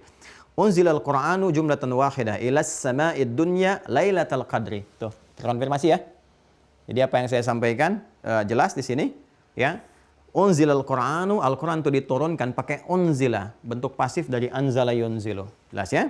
Al-Qur'an diturunkan jumlatan wahidah secara sekaligus ilas sama'id dunya, ya. Jadi 30 juz itu turun ke langit dunia, diviralkan dulu. Ya, diviralkan dulu. Ya, wah ini turun nih, besar tuh dan sebagainya, turun agung, ya. Dah bersamaan dengan kadar manusia tuh. Ya, fis sama'id dunya. Bersamaan dengan itu kemudian apa yang terjadi? Nanti setelah itu Nabi ditugaskan kan? Nah, berlangsung teman-teman sekalian, dari penugasan itu turun nanti secara bertahap kepada Rasulullah SAW, kan? Membawa petunjuk sesuai dengan kemaslahatan dan sebagainya. Maka disebutkan tsumma unzila ba'da dzalika fi 20 sanah, ya kan? Maka diturunkan itu kepada Nabi sallallahu alaihi wasallam bertahap, kurang lebih sekitar 20 tahunan. Ya, karena orang Arab itu kalau mengambil bilangan bulat ya dan ada penyerta sedikit-sedikit disebutkan yang bulatnya. Seperti Al-Arba'in An-Nawawiyah 40 padahal jumlahnya 42. Alfiyah Ibnu Malik, Alfiyah itu kan 1000, sekitar 1000 padahal hadisnya 1002 bait. Ya, yang kalamun laftun mufidun kastaqim wa sunafilun thumma harful kalim itu 1002 bait. Ya, tapi digenapkan jadi 1000. Ini sekitar 20-an itu kan. Nah, di sama'id dunya, turun ke langit dunia, diturunkan ke langit dunia, Lailatul Qadri dikonfirmasi oleh sahabat ya Ibnu Abbas radhiyallahu taala anhuma, waktunya bersamaan dengan malam Al-Qadar. Ini bertetapan ini. Jadi ini berlangsung waktunya satu malam yang wallahu alam kita tidak ketahui, tapi ketika Quran diturunkan kan Ramadan, Al-Baqarah 185. Ya artinya ada di satu masa yang terkait dengan malam-malam Ramadan. Karena itulah kita diminta mencari oleh Al-Quran untuk meningkatkan ibadah kepada Allah. Mencari itu bukan mencari biasa, ada hikmah di situ. Ya, apa itu? Mencari jati diri kita. Ya, makanya malam-malam Ramadan itu kita diminta merenung, menelaah, mentadaburi, menghidupkan malam, sholat, minta petunjuk, belajar. Makanya Nabi itu mendaras. Ya, orang Sunda bilang ngadaras gitu. Ngadaras itu kan dari kata darasa. Pelajari kembali, talaki, dan tilawah dengan malaikat, menyetorkan hafalan, terus memberikan kesan kepada kita, petunjuk. Ini harusnya demikian. Jadi malam-malam tuh merenung, saya tuh hidup mau kemana sih gitu kan, mau ngapain sampai usia segini. Terus kalau meninggal itu bagaimana nanti? Kan ditampakkan sekarang banyak meninggal, apalagi suasana COVID. Ya, yang kemarin rame-rame itu, hampir tiap hari, ambulan bolak-balik dan sebagainya. Sekarang juga masih rame macam-macam dan ini ditampakkan. Kan kita tuh tinggal nunggu giliran kapan kita pulang. Satu kali, ya memang bukan satu kali, sih harus berkali-kali kita merenung. Tapi Ramadan itu kan menjadi nikmat karena itu bulan penuh dengan suasana ibadah. Ya, karena itu motivasinya tinggi dan malam-malam itu kita gunakan untuk menetapkan jati diri kita, membuat satu arah kehidupan, menetapkan kurikulum. Di situ pelajarannya salah satunya ini untuk mengerti sistem kehidupan. Kamu mau kemana? Arahnya bagaimana? Dan hal yang paling dasar adalah yang menerangkan semua ini adanya di mana? Al-Quran. Karena Al-Quran itu saat diturunkan bersamaan dengan pernyataan ini pedoman hidup kita. Karena itulah syiar Quran itu tinggi di Ramadan. Banyak mengkaji lagi, orang mengaji lagi. Perhatikan para ulama kita, Allahu Akbar. Bagaimana berusaha meneladani Nabi dengan maksimal. Ya, berusaha sampai viral kan? Al-Imam Syafi'i itu. Ya, bagaimana setiap harinya hatam Quran 1 kali, tapi Ramadan bisa 2 kali. Siang dan malam. Saking inginnya memaknai ya bagaimana Nabi SAW mengajarkan, memberikan kesan, mentadaburi Al-Quran. Karena Nabi itu kan sudah Nabi, Rasul, terjamin dan menyampaikan risalah. Kalau kita kan bukan. Maka ulama mengerti, saya bukan Nabi, saya bukan Rasul. Walaupun saya ditetapkan oleh Allah Subhanahu Wa Taala membawa misalnya nilai-nilai kemuliaan berdasar warisan Nabi, ulama, dan tetap mengaji lagi. Perbaiki diri, merasa mungkin banyak salahnya, istighfar, taubat, macam-macam. Karena pelajari ini. Itu rahasianya kenapa kita dalam Ramadan seringkali dekat dengan Al-Quran, dimudahkan akses ke Al-Quran, rajin baca. Ibu-ibu ada yang bahkan jarang pegang mushaf, malam-malam bisa tadarus. Tuh, bisa kelompok-kelompokan. Itu viral kan kisahnya. Ya, bisa narok sajadah tuh. Kita merindukan itu kan hanya untuk sholat taraweh. Padahal taraweh kan sunnah kan?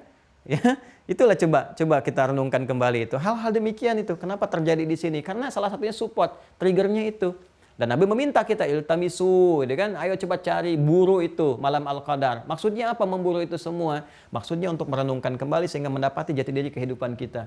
Karena itu tinggi nilainya. Ya lebih daripada 1000 bulan. 1000 bulan itu kan kalau dikonfirmasi ya ke usia kita juga. Artinya apa? Kalau kita mengerti ini semua, kualitas amalan kita akan meningkat, lebih bagus lagi. Jadi usia kita yang Allah tetapkan kepada kita, ajalnya berapapun, itu kualitasnya jadi lebih bagus. Itu diantara pemahamannya. Selain dapat pahala, nilainya lebih daripada 1000 bulan, dapat pahala itu, dan kualitas amalan kita pun, itu akan lebih daripada ya kuota-kuota usia yang ditetapkan, ajal-ajal yang ditetapkan kepada kita. Jadi amalannya lebih meningkat, yang disebut dengan jariyah, itu disebut dengan umur, berkah di usia itu. Walaupun dia meninggal, mantala umruhu, dia meninggal tapi berkah, hidup berkehidupan, jejak hidupnya, kisah-kisah hikmah dan sebagainya. Ini dalam sekali teman-teman, dalam sekali, dalam. Jadi waktunya sudah ditetapkan, ini waktu penetapannya, bersamaan dengan pedoman turun. Nah, alur untuk memahami semua itu, seperti ini gambarannya. Ya, ini singkatnya, jadi kalau kita masuk Ramadan, cara memahami cepatnya seperti ini gambarannya. Ya kan? Nah, jadi sistem ini yang berlaku, yang telah Allah tetapkan, ya, alurnya, alur berkehidupannya yang kita alami dengan hadirnya sistem ini kurang lebih seperti ini nih. Ya, saya gambarkan. Ini secara cepatnya ya. Kalau kita mau ngaji lagi satu kitab aja, ini seperti ini gitu. Nah, ini baru satu bidang ilmu, itu pun satu bidang baru satu bagian. Ya, jadi agak lama. Ya, makanya kita puluhan tahun tuh belajar, kita sederhanakan, intisarikan supaya mudah disampaikan dan masih tetap minta kepada Allah supaya diberikan kemudahan dan tetap koreksi ya. Kalau nanti ada hal-hal yang kurang tepat, kami pun tetap belajar. Saya kalau nulis kitab atau buku, saya datang ke guru-guru dulu untuk diperlihatkan, dilihat, dicek dan sebagainya gitu ya. Terutama masalah isinya. Itu sering kami lakukan seperti itu. Nah, seperti ini teman-teman sekalian. Jadi ketika Allah menciptakan manusia, kemudian di Quran surah 15 ayat 28 sudah pernah saya sampaikan sebelumnya, terus diberi tugas sebagai khalifah, ya kan? Untuk menggantikan yang sebelumnya saya juga sudah terangkan ya, untuk memakmurkan bumi, Quran surah kedua ayat 30. Secara singkat diterangkan, diberikan keilmuan dan sebagainya, ya kemudian diminta hormat seluruh makhluk akan tugas mulia ini, gitu kan? Dengan perintah Allah. Iblis yang menyimpang, aba wastakbar, Quran surah kedua ayat 34, dia sombong, ya kan? Tidak mau kemudian menghormati Adam, tidak mau menghormati misinya. Kalau tidak hormat terhadap misi berarti nggak hormat pada pemberinya, penugasnya, yaitu Allah Subhanahu wa taala. Artinya nggak menghormati Allah, dikonfirmasi di Quran surah ke-7 Al-A'raf di ayat ke-12 itu kan, sampai kemudian terusir rahmat Allah Subhanahu wa taala, termasuk di surat Sad yang pernah saya sampaikan sebelumnya. Kemudian ini terjadi, ya kan? Adam kemudian dengan Hawa pun ya diminta untuk menjalani training di surga, tempat sementara untuk memberikan kesan nanti tempat pulangnya, ya kan? Tempatnya di jannah, di surga. Kalau yang ini latihan, ada perintah, ada larangan sebagai miniatur latihan sebelum turun ke bumi. Karena surga yang akan kita dapati nanti nggak ada perintah lagi, nggak ada larangan lagi. Semua kenikmatan, semua kenikmatan, semua kenikmatan. Seperti yang pernah saya sampaikan. Di sini masih ada satu perintah dan juga kemudian larangan. Perintahnya nikmati semuanya ini, larangannya jangan dekati wala taqrabu hadhihi syajarata fatakuna minadh dhalimin. Kan? Jangan dekati satu ini, kalau tidak kalian nanti akan termasuk bagian orang yang tidak menempat, zalim, tidak menempatkan sesuatu sesuai dengan tempatnya. Maka terjadilah apa yang terjadi, teman-teman sekalian. Singkatnya, setelah paham, sudah mengerti, ya, dan iblis pun ingin membuktikan kesombongannya, ingin membuktikan bahwa dia nggak hormat itu, ya Allah, karena saya memang merasa tinggi, ana khairum minhu khalaqtani min narin wa khalaqtahu min tin, ya kan? Dikonfirmasi di Quran surah 7 itu, ayat 12 itu kan, sampai dengan 13-nya. Nah, maka dari situ dia pun mengajukan kepada Allah bersamaan dengan turunnya Adam, tugasnya itu di bumi sebagai khalifah, saya juga ingin minta bukti, ya Allah. Berikan saya keadilan untuk membuktikan, ya, supaya tidak dicap sebagai yang apa namanya, yang lebih hebat saja, yang sombong saja. Dia mengerti sebetulnya Allah bisa memberikan jalan untuk taubat dan sebagainya. Seperti pernah saya terangkan di akhir tragis iblis itu. Ya, lihat episode akhir tragis iblis yang saya terangkan dulu. Ya, dia mengerti, tapi kesombongan menutup semuanya. Kesombongan, ya kan itu kalau mohon maaf kali ya, ya diinfeksikan kepada manusia, ya lewat was-wasnya itu penyakitnya akan menular. Penyakit iblis itu menular, lebih bahaya daripada COVID, lebih bahaya. Ya, kenapa? Coba cek deh, kalau orang sudah terkena jubah kesombongan itu, diingatkan susah. Ya, dan makanya Nabi mengatakan dia menolak kebenaran. Ya, batarul haqq wa ghamtin nas, gitu ya. Sombong, angkuh itu dan menolak kebenaran. Menolak kebenaran. Dia tahu itu benar. Ya, yang benar dia tahu si fulan, tapi gengsi untuk mengakui, karena tertutup itu, nggak bisa menerima masukan macam-macam. Tapi dia menyadari itu semua. Nah, itu sifat yang diwariskan iblis selain penyakit kepalang tanggung. Ya udah, kamu tanggung begini, lakuin aja deh. Tanggung begini, terusin aja. Dan orang-orang dia menilai kamu salah kok. Itu penyakit iblis juga yang diwariskan. Hati-hati. Hati-hati. Nah, dari sini kemudian seperti pernah saya terangkan, dia mengonfirmasi bersamaan Adam akan dimulai, dia pun tetap ingin membuktikan kesombongannya. Ya Allah, berikan mereka kesempatan untuk membuktikan saya lebih hebat dibandingkan dengan Adam. Ya kan? Ya itu kan harus diketahui. Ya, harus diketahui dengan keadilan Allah Subhanahu wa taala, harus tampak pada makhluk. Ya, kadar Allah itu harus diketahui jelas, begini begitu disampaikan. Kamu masih ingin begitu, diberikan kesempatan. Kalau dalam bahasa kita kan sederhananya yang kita pahami kan ada jalan tobat, dia nggak milih. Maka Allah pun kan menghardiknya, mengancamnya dengan mengatakan pilihan kamu itu menjerumuskan kamu ke jahanam, ke neraka. Dia malah milih, nggak apa-apa. Rabbi anzirni, ya Allah berikan aku tangguh waktu. Ya sudah, itu pilihan kamu, gitu kan? Dan Allah maha mengetahui, baik sebelum, sedang, ataupun akan terjadi. Ditetapkan siapa yang ngikutin kamu semuanya masuk neraka jahanam semua dan sebagainya, ya. Maka ketika Adam turun ke muka bumi, dia pun minta ikut turun dan mengajukan proposal kepada Allah, pengajuan untuk bisa memberikan godaan, provokasi, was-was lewat bagian satu di dalam potensi tubuh manusia yang dikenal dengan fujur, yang telah saya uraikan juga tuntas sebelumnya.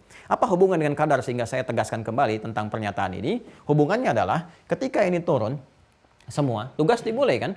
Kalau dimulai, sistem berlaku, ya kan?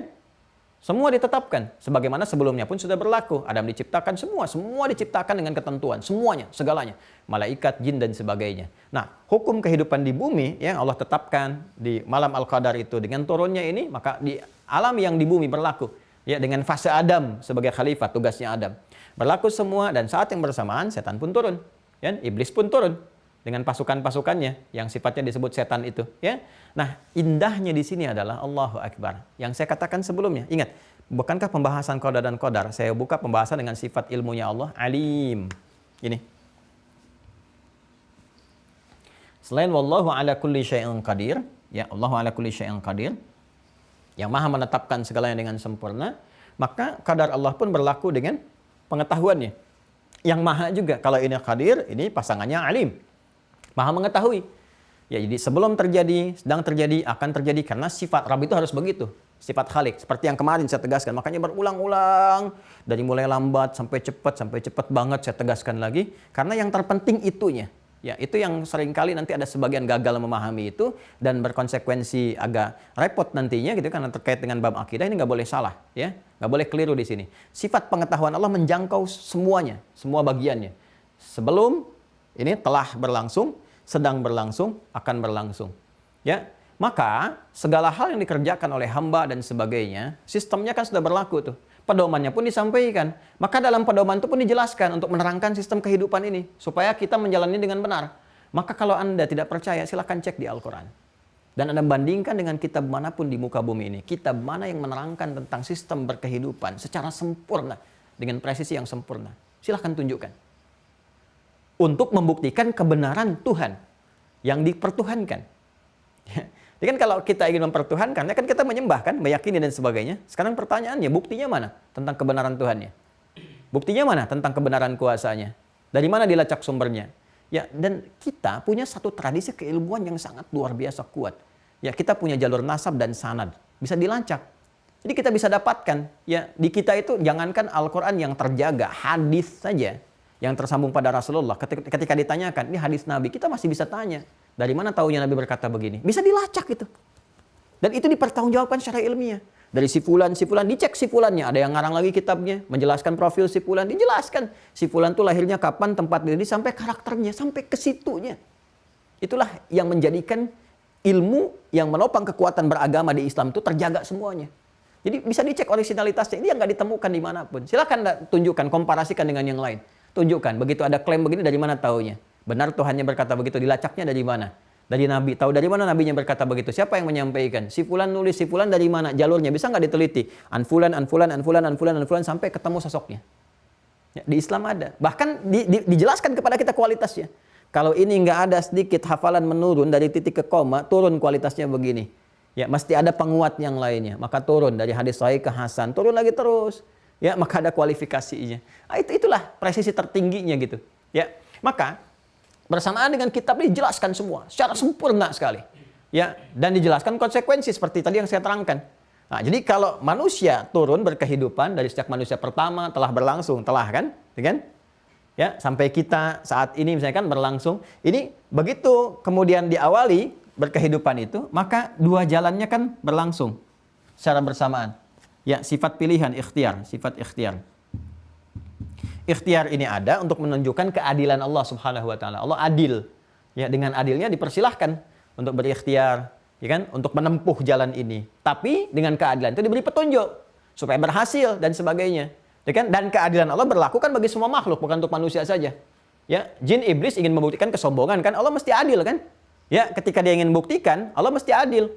Kalau nggak adil diberikan kesempatan misalnya, diberikan waktu untuk pembuktian itu, ya, dibiarkan klaim begitu saja, dia akan mengatakan, Allah kok nggak adil, saya nggak diberikan waktu untuk membuktikan itu dan sebagainya. Ya kan? Nah, maka Allah mengancam kan? Dan Allah maha tahu, sebelum itu terjadi maha tahu dengan karakter, sifat dan sebagainya. Allah sampaikan, kamu diberikan waktu membuktikan. Padahal itu Rahman lagi, ya Allah ya Rahman, please, kenapa sih kamu begitu? Ya kan? Ya Rahman. Saking sayangnya Allah, kalimat-kalimat itu kan memberi kesan untuk taubat. Ya, tangguh ini tobat, tapi nggak dipilih karena sombong tadi.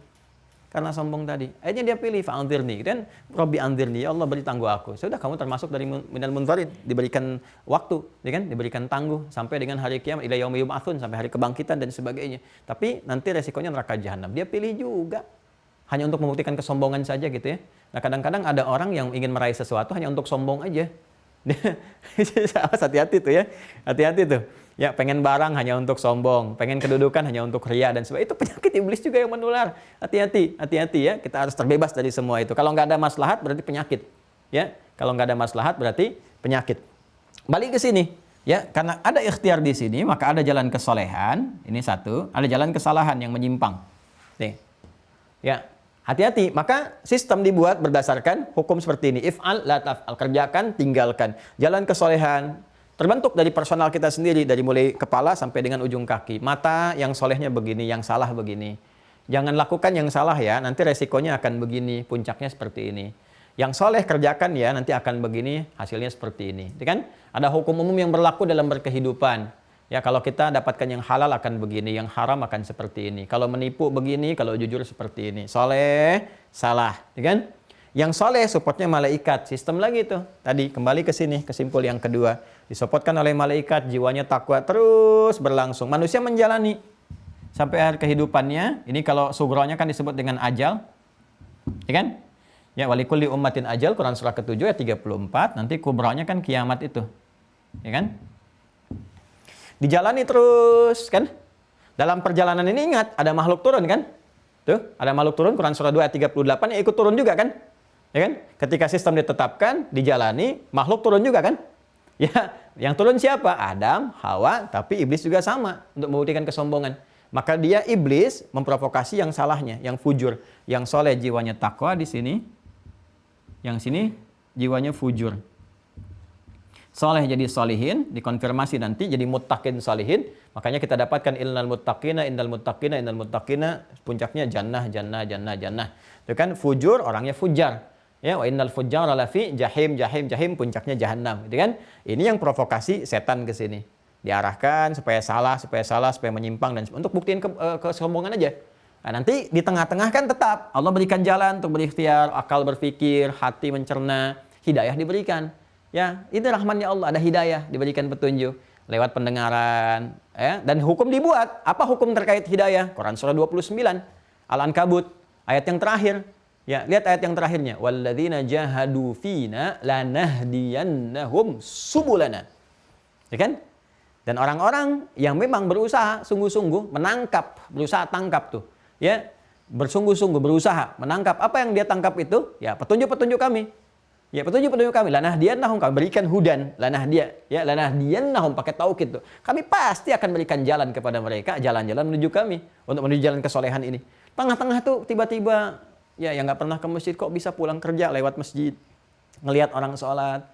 Kok tiba-tiba di beranda muncul anak kecil hafal Quran, burung istighfar, astagfirullah, astagfirullah, astagfirullah. Burung aja bisa istighfar. Masa saya yang bukan burung nggak istighfar gitu kan? Terus ngelihat anak-anak kecil bisa nentukan tempat-tempat mushaf di Quran. Anak kecil nggak bisa melihat kata orang, padahal ditutup pandangan dari maksiat oleh Allah supaya nggak lihat maksiat lagi gitu kan? Ya, dia hafal Quran. Kok bisa di beranda muncul itu, di beranda YouTube, ada status yang dibagi, kok bisa ngelihat, kok bisa dengar, kok bisa ada sentuhan ke jiwa, itulah hidayah. Kalau kita ambil, balik lagi ke sini, jalannya pindah dari sini, balik alur supaya benar, disebut taubat namanya. Sistem lagi, ada caranya lagi, seperti itulah berkehidupan. Ya, maka dengan keadilan Allah diberikan jalan ikhtiar, diterangkan konsekuensinya, dan kita mengerti. Tadi kan yang saya katakan kan, yang saya katakan masih ingat, manusia itu sekalipun memilih jalan yang salah, dia sadar itu salah. Makanya hatinya mencegah itu. Nah, makanya kita nggak bisa menyalahkan Allah.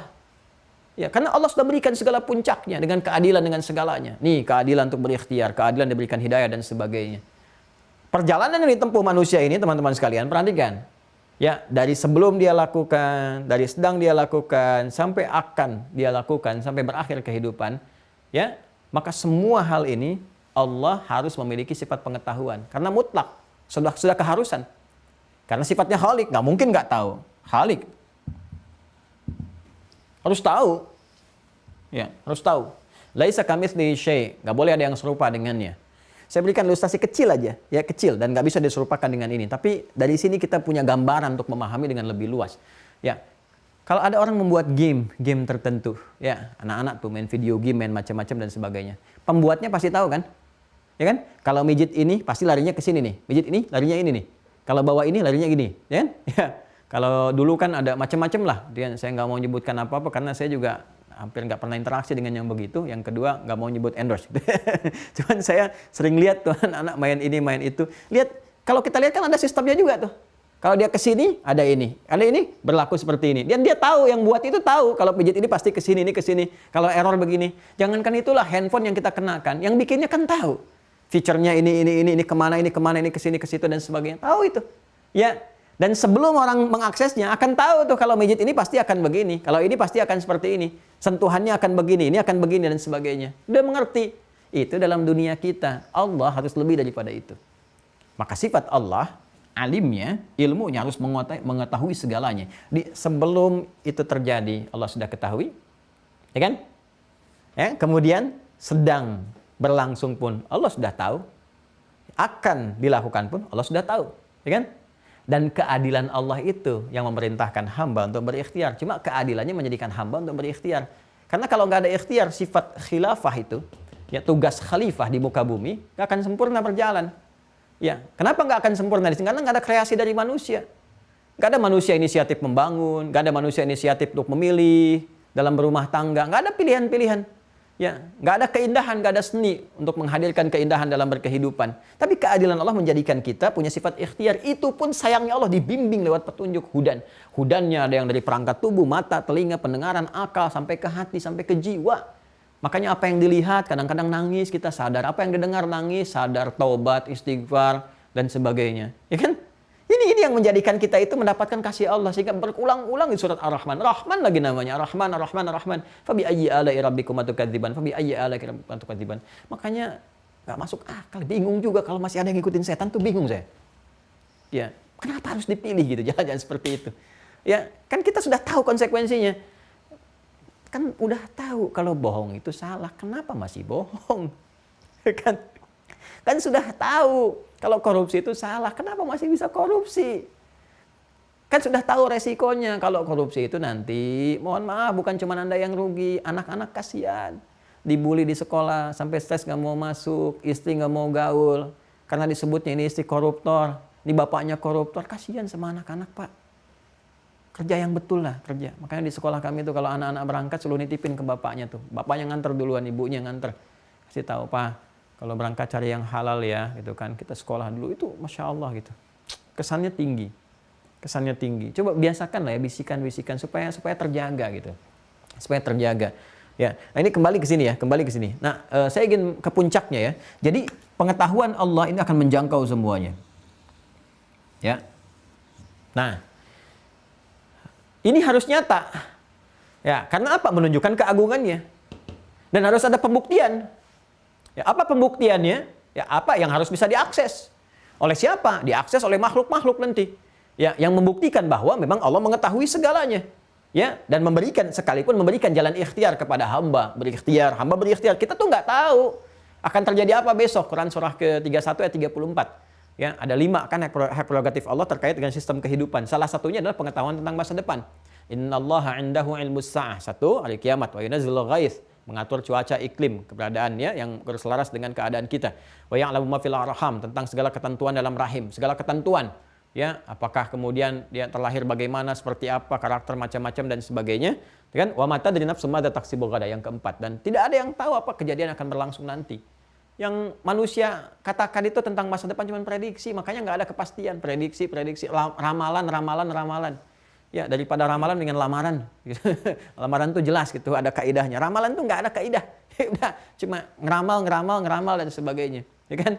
Nggak ada petunjuk di situ. Kecuali ya itu aja, konektivitas dengan jin dan sebagainya yang coba nyuri-nyuri. Yang dulu pernah ada akses di lingkaran dekat malaikat, terusir dari situ pengen nyoba-nyoba lagi gitu. Ya, yang kalau kita balik ke sini. Jadi nggak ada yang pasti sifatnya. Ya, fazaduhum rahaqa di surat Al-Jin itu, maka menambah kerugian aja, capek komitmen itu. Maka di sini harus dikonfirmasi. Maka apa yang dikonfirmasikan? Perbuatan hamba yang di sini, yang dipilih saleh dengan salah itu, nanti dikonfirmasikan lewat kitab ini. Kitab amal namanya. Amal kan perbuatan, kita kan berikhtiar beramal menempuh ini. Ya, dengan hidayah Allah diberikan pada kita beramal. Makanya Allah kan sampaikan, wa qul i'malu fasayarallahu wa ma lakum, silakan beramal aja, berikhtiar kamu, dikasih hidayah, kasih ini. Ya, maka nanti akan dilihat, ditinjau, ya, dan akan berkesesuaian dengan apa yang Allah telah tetapkan. Ya, apa yang Allah tetapkan? Kalau benar baik dapat surga. Kalau menyimpang salah dia memilih seperti itu, ya dia berlanjut ke neraka, ngikutin setan, ngikutin iblis, dipidatoin sama iblis, akhirnya tragis, ya kan? Dan Allah mengetahui semua itu, berkeadilan Allah buatkan sebuah sistem. Allah mengetahui, berikan hidayah, berikan dorongan, ini sistem. Sebelum terjadi, sedang terjadi, akan terjadi. Maka pekerjaan kita, amal kita untuk menempuh jalan ini, teman-teman sekalian, ya dalam dinamika yang terjadi, itu ada amal yang dicatat. Ya karena itu support untuk catat amal itulah kita bahas, ya dalam sub yang kedua ini, simpul kedua tentang malaikat. Masih ingat kan malaikat Raqib dan Atid? Ya, yang sifatnya Raqib dan Atid. Bahkan perkataan pun sudah tercatat di Quran surah ke-54 itu teman-teman sekalian. Di ayat 18-nya.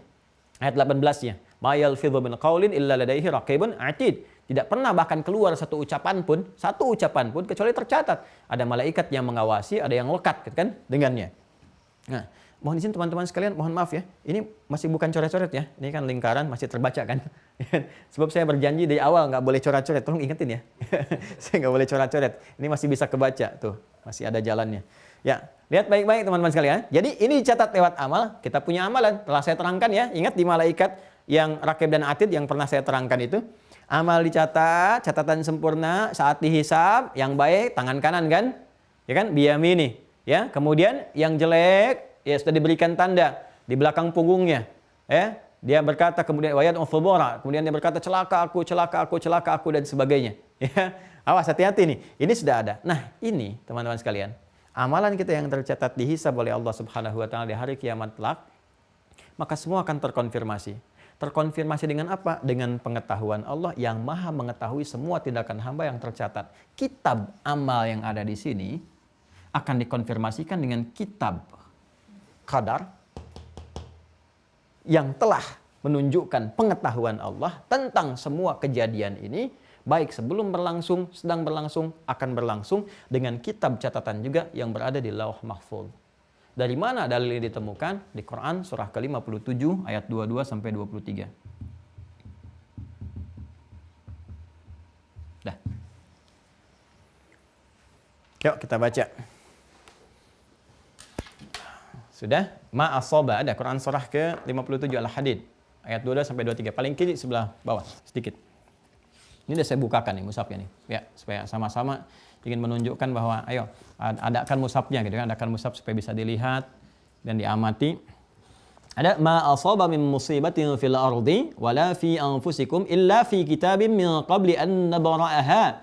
Inna dzalika 'ala Allahi yasir. Ada? Allahu Akbar. Itu ayat dua-duanya. Ayat dua-duanya. Ma asaba min musibatin. Ya, tidaklah sesuatu yang menimpa itu terjadi.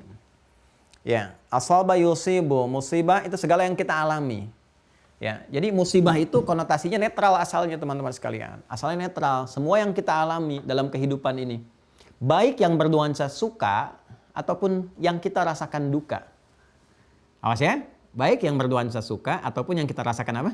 Duka. Jadi semua yang kita alami, ya kan kita mengalami kesenangan, kesedihan, ya, kebahagiaan, ketentraman, kenyamanan dan macam-macam.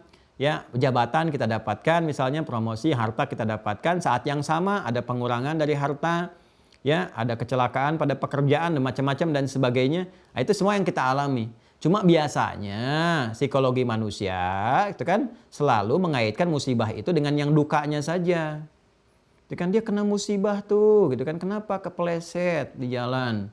Itu kan dia kena musibah tuh, kenapa jatuh begini. Itu kan pada yang dukanya aja, padahal semua musibah. Ya, semua yang kita alami itu musibah, semua yang kita alami karena asalnya dari kata asaba yusibu, yang menimpa, yang kita alami juga. Ya, kalau langsung kepada kita, gitu kan, namanya soyib. Makanya kalau hujan itu ada menimpa, langsung netes gini, kita katakan berdasar doa Nabi, Allahumma soyiban nafi'a, ya Allah jadikan hujan yang jatuh menimpa kami ini mengandung manfaat. Itu kan tidak terjadi sesuatu yang menghadirkan duka mendalam gitu. Kembalikan ke yang tadi, karena semua yang menimpa kita semuanya berdasarkan hukum Allah, ketetapan yang sudah ada dibuat dan kita berikhtiar menjalani. Ya, cuman kan ada sebab akibat, ada sebab, musabib, musabbab. Ya kan? Musabib, musabbab nggak usah ditanya, sebab dipelajari. Bingung kan? Iya, makanya kita terangkan. Musabib, Allah yang menetapkan, bikin hukum. Musabbab, kita yang mengalami, menjalani. Sebab-sebab itu yang dipelajari. Misal, ada orang kecelakaan, meninggal. Ya, meninggal nih, musabbib yang menetapkan hukum itu Allah, nggak usah ditanya. Kenapa dia meninggal? Nggak usah ditanya, emang udah ajal. Kenapa Allah mewafatkan dia? Ya udah nggak usah ditanya, itu kehendak Allah, kewenangan sesuai dengan sistem ajalnya. Musabbab orang yang mengalaminya. Sebabnya itu yang dipelajari. Apa yang dia tempuh saat berikhtiar di jalan itu? Apakah kendaraannya betul? Atau jangan-jangan kecepatan terlampau tinggi? Atau berkendaraan misalnya sambil main Instagram, ya, sambil lihat-lihat YouTube, sambil telepon-teleponan, macam-macam. Itu yang dipelajari. Begitu terjadi itu semua, musabbib nggak ditanya, kenapa Allah mewafatkan dia? Udah, itu selesai, tiba ajal. Kenapa dia yang wafat? Karena bagian dia meninggal, ajalnya tiba, selesai. Tapi sebabnya dipelajari, jadi hukum buat kita. Jangan lagi mengendari kendaraan dengan kecepatan melampaui batas. Apalagi sambil main-main misalnya media sosial, ya, menghidupkan telepon macam-macam dan sebagainya. Sehingga konsentrasi itu tidak bisa fokus dengan baik. Ya. Nah itu yang disebut dengan bagian-bagian dalam lingkar kehidupan. Tapi jangan lupa, bukan hanya suasana duka. Yang suka pun demikian. Karena semua masuk sistem, semua kehendak Allah sudah diatur. Kalau begini jadi begini, ini jadi seperti ini. Itu Allah buat sistem. Manusia berikhtiar. Sistem itu semua baik. Baik semuanya dengan semua resiko dijelaskan. Ya, karena semua baik, karena bersumber dari yang maha baik. Kalau manusia memilih salah, itu salah manusia, jangan salahkan Allahnya. Ya, kayak gini di sekolah ditetapkan oleh kepala sekolah. Ya, semua ujian ya, nanti pas ujian akan diukur bagus, belajar semuanya. Belajar, kalau belajar naik kelas begini. Kalau tidak belajar nggak naik kelas akan dihukum begini. Kepala sekolah sudah baik menerangkan, bahkan tentang hukuman pun supaya trigger naik kepada yang baik. Jangan jadi begini. Ya, diarahkan supaya mengarahkan kepada yang baik. Terus ada anak nekat gak belajar padahal udah diberitahu. Apakah yang salah kepala sekolah? Tidak. Kepala sekolah tetap baik, yang salah anaknya. Laisa kamitslihi syai', enggak ada yang sama serupa dengan apa yang Allah sampaikan. Tapi kurang lebih gambaran tadi, logika yang pengantar yang tadi disampaikan bisa menangkap, oh ya Allah tuh maha baik. Diberikan semua punya Allah. Ya, inna lillah, semua punya Allah. Inna, bahkan diri kita pun inna lillah, semua milik Allah, semuanya. Yang punya Allah, kita nggak punya apa-apa kok. Itu kan? Ya wa inna ilaihi raji'un. Bahkan karena kita punya Allah, maka kembali pada yang punya. Ya, kembali pada yang punya. Ya kan kalau kita dititipin sesuatu, kita balikin pada yang punya. Kita ini titipan, istri titipan, anak titipan, suami titipan. Satu saat akan pulang pada yang punya. Jaga titipan dengan baik. Dan tangan ini titipan, mata titipan, jaga dengan baik. Makanya yang menitipkan itu membuat hukum. Ini tangan gunakan begini ya, jangan dipakai begini. Mata gunakan begini ya, jangan dipakai begini. Kalau kamu jaga betul semua, aku lekatkan abadi selamanya sampai pulang. Ditempatkan jadi abadi, melekat pada kita. Ditempatkan di surga, indah. Allah maha baik. Maka kita katakan inna lillahi wa inna ilaihi raji'un. Makanya setiap kali ada musibah, kita katakan inna lillahi wa inna ilaihi raji'un. Dan musibah itu bukan hanya terkait dengan duka, tapi juga ada sukanya. Makanya kalau dulu orang diberi jabatan inna lillahi wa inna ilaihi raji'un, karena merasa titipan. Dan karena titipan, dia punya beban merawat. Kalau benar dapat pahala, kalau salah konsekuensi bermasalah. Ya, makanya ketika titipan itu jabatan misalnya diberikan pun, kedudukan diberikan, tetap Allah tegaskan. Itu Allah yang amanahkan. Nah, masuk pindah suratnya ke Quran surah berapa? Surah ketiga, Ali Imran. Ya kan? Dari ayat berapa? 26 sampai 27 kita dapatkan qulillahumma malikal mulki tu'til mulka man tasha' wa tanzi'ul mulka mimman tasha' wa tu'izzu man tasha' wa tudhillu man tasha' biyadikal khair innaka 'ala kulli syai'in qadir, sampai tulijul laila fin nahar dan seterusnya. Bahkan malam, ya, kemudian gelap, siang dan sebagainya pun Allah yang mengatur semua kok. Ya, makanya di Al-Baqarah di Quran surah kedua ayat 156, ya, setiap kali kita mendapati ujian kita katakan alladzina idza asabathum musibah qalu inna lillahi wa inna ilaihi raji'un, untuk membangun kesadaran pada diri kita. Semua punya Allah kok. Allah sudah tetapkan kok. Sudah ada semuanya kok dan seterusnya, gitu kan? Nah, karena psikologi manusia menganggap musibah itu selalu lekat dengan yang duka aja, makanya dikasih gambaran di ayat 155-nya untuk membangun kesadaran. Biasanya lupa kalau ada yang senang, yang ada yang duka saja. Makanya di ayat 155 dicontohkan oleh Allah yang sering menghadirkan duka, lupa untuk bermunajat, lupa untuk menyadari bahwa semua sudah ada sistemnya. Ya, maka di Quran surah kedua ayat 155 Allah berfirman, Al-Baqarah 155, paling kiri sebelah atas. Walanabluwannakum bisyai'. Allah akan uji dalam berkehidupan dengan segala hal. Ini untuk menstimulus sistem kehidupan itu. Ada ragam-ragam ujian ya untuk mendorong sistem bekerja. Untuk menunjukkan kebenaran nyata bahwa apa yang Allah buat itu Allah telah tetapkan ada manfaatnya, ada maslahatnya untuk kita semua, kan? Walanabluwannakum bisyai' minal khauf, ya, rasa kegelisahan. Ada kan, pernah gelisah kan? Ibu gelisah kalau akhir bulan, ya uang bulanan belum tiba. Gelisah kalau anak belum pulang dari sekolah, padahal jam waktunya udah pulang. Gelisah kalau di kantor belum ada ketetapan tentang jabatan, apakah naik atau enggak. Ya kan? Para menteri gelisah di reshuffle apa enggak gitu kan. Kemudian apalagi para diplomat gelisah jadi penempatan atau enggak. Gitu kan? Para birokrat gelisah ada pergantian atau enggak. Ya, pedagang gelisah, ini kursnya dolarnya naik atau enggak. Pengaruh enggak, ada pembeli enggak. Ya, COVID-nya bagaimana ini? Tahunannya jadi libur apa enggak sebetulnya gitu kan? Macam-macam tuh, semua gelisah. Ya, tapi kan semua kegelisahan itu untuk apa? Untuk mensupport, jadi trigger, jadi katalis supaya ada perencanaan. Dari situ kalau orang benar paham sistem, dia baca di Quran apa nih? Oh, ada surat Al-Insyirah, cari hikmah nih. Oh, apa nih kalau ada begini? Fa idza faragta fansab ila rabbika farghab. Ah, daripada gelisah, bikin status gak jelas, ya baru mendung dikit udah bikin status. Suasana mendung kali ini di Bekasi ya, begitu gelapnya, nggak ada solusi. Ya, kalau mendung tuh siapkan jemuran angkat. Siapin dalam suasana mendung itu ngapain, zikirnya apa, di rumah ngapain, itu fa idza faragta fansab. Kalau selesai yang kemarin selesai, tuntas sekarang, siapkan lagi.